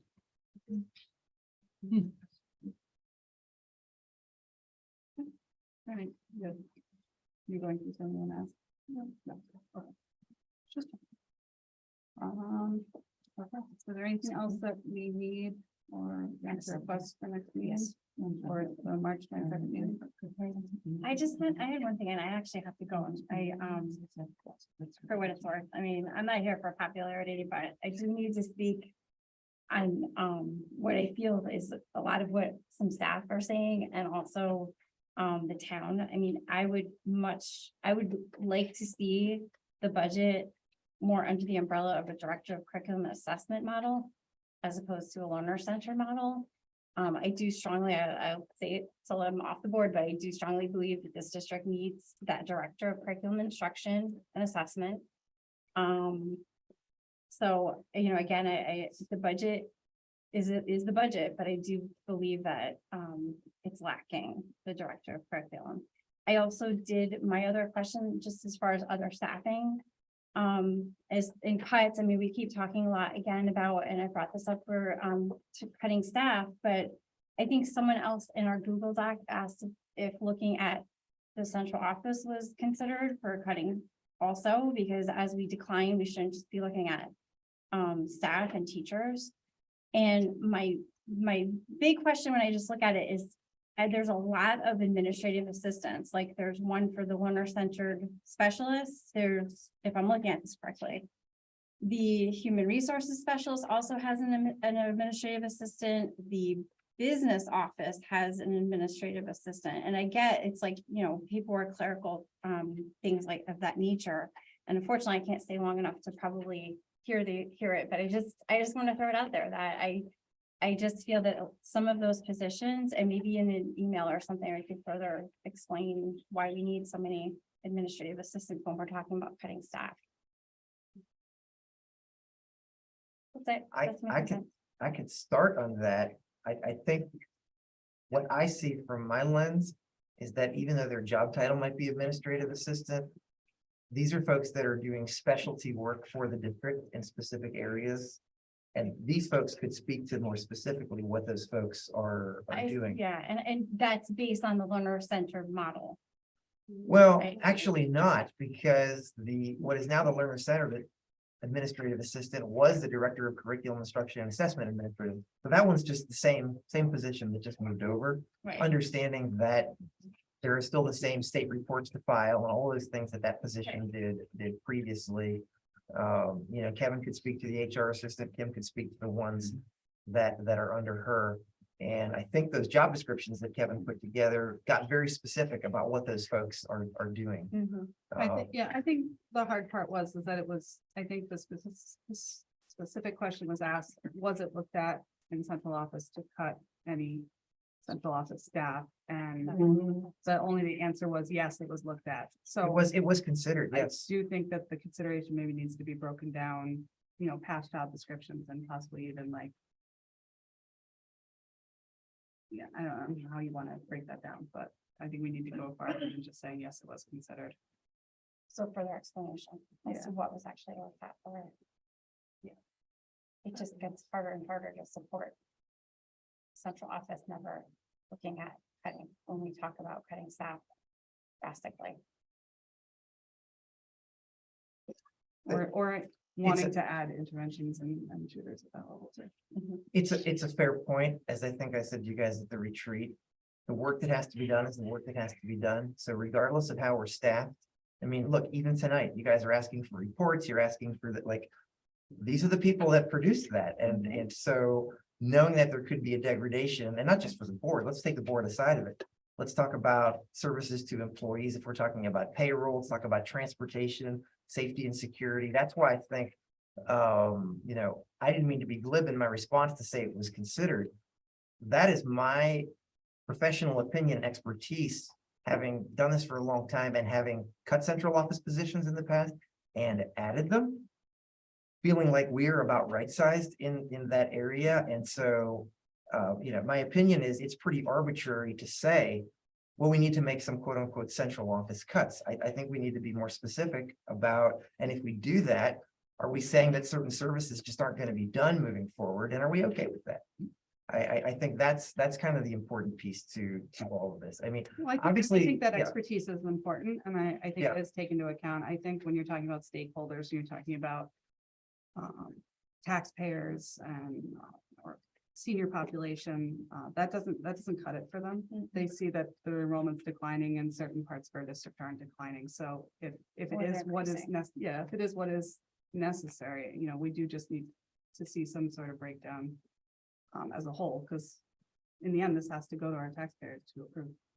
No, I don't disagree. And that's why I asked the question about the number, because the lens that I look through is taxpayers mostly care about what they pay in taxes and want to know that we're responsible budgeting. And I'm not discounting what you all are saying, but I think part of my job as superintendent is to advise you all on how we're organized.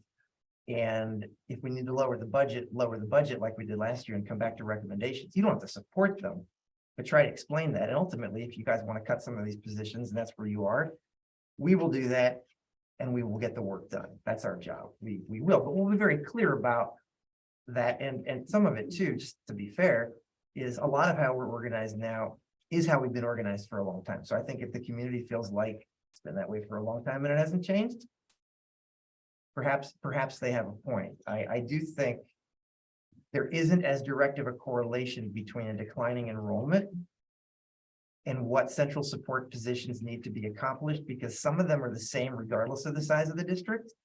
And we can get into some of that, state reports that have to be filed and things like, so the work is still the work, and whether we're 1,500, 1,300, whatever. Whereas there's a clearer line if you're looking at like class sizes to where as that declines, it's easier to see that. So, but no, So- I hear what you're saying. I think what people are gonna want to know is how do you justify keeping these positions? Because we heard it last year at our public hearing. You're not cutting anyone in central office. Why? You know, they just wanna know if you need these people. Yeah. Specifically why. Well, not to be argumentative, but what I heard at the public hearing last year is why didn't we make any cuts? Because we went into the budget with none. And so And then we and cut then- teachers and no. we cut and the budget passed, and you see some of the class sizes and things that have resulted even with those cuts. So, Right, and so, we had yeah, pushback on cutting teachers and not central office staff, so. But we have lower class sizes at the high school, and we don't have any proposed, well, besides the math, we don't have proposed cuts from the high school. Correct? no. Now they did reduce, I don't remember how many it was last year. Several last year. Yeah, Yes. yeah, and so again, if you all want us to look at that area, we can. Again, that's why we presented all this, and that's why we're doing it early in the cycle. And some of this can happen over multiple budget cycles.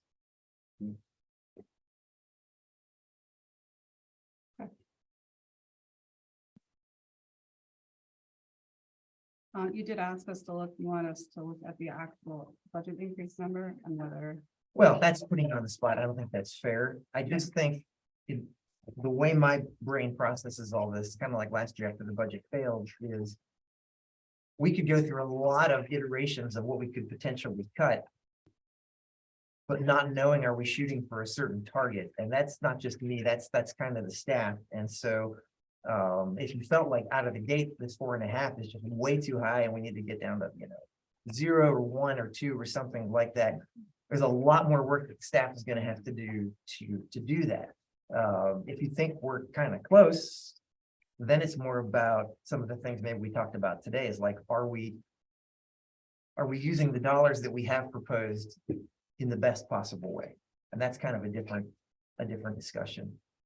Well, I think currently when you're looking at the increase, I would like to see it come down. I also like to see what districts in comparison. I did look at a few. I'm still waiting because HK doesn't meet until March. But I know Kim does such a great job at trying to put all this together. And you get those updates from your association, right? In like a little spreadsheet. Yeah, great. But I think it is hard for us to even, analyze whether we want that to come down without seeing the class sizes and the information that we hopefully have some for next meeting. Because I just think March 22nd is too late. So as much information as we can get as possible on this will help for next meeting. How would you like me to tell you the rates? I have a high of 7.95 and a low of 2.87. We have an average. They're averaging around 4.5 to 5. So the lowest, I'm not sure why they're that low, 2.87 North Haven. Regional districts. Let's see. Regionals. Some of the higher ones that seem to be attributed to some new buildings and some large. Yeah, we have a 4.76, a region 8. Region 18 is a 2.91. Rocky Hill, 4.79. I'm not sure if I'm giving you apples to oranges. Vernon, 4.51. East Hampton. Let's see if they reported. A lot of empty cells on them. Yeah, there's a lot that I couldn't find. East Hampton has not reported.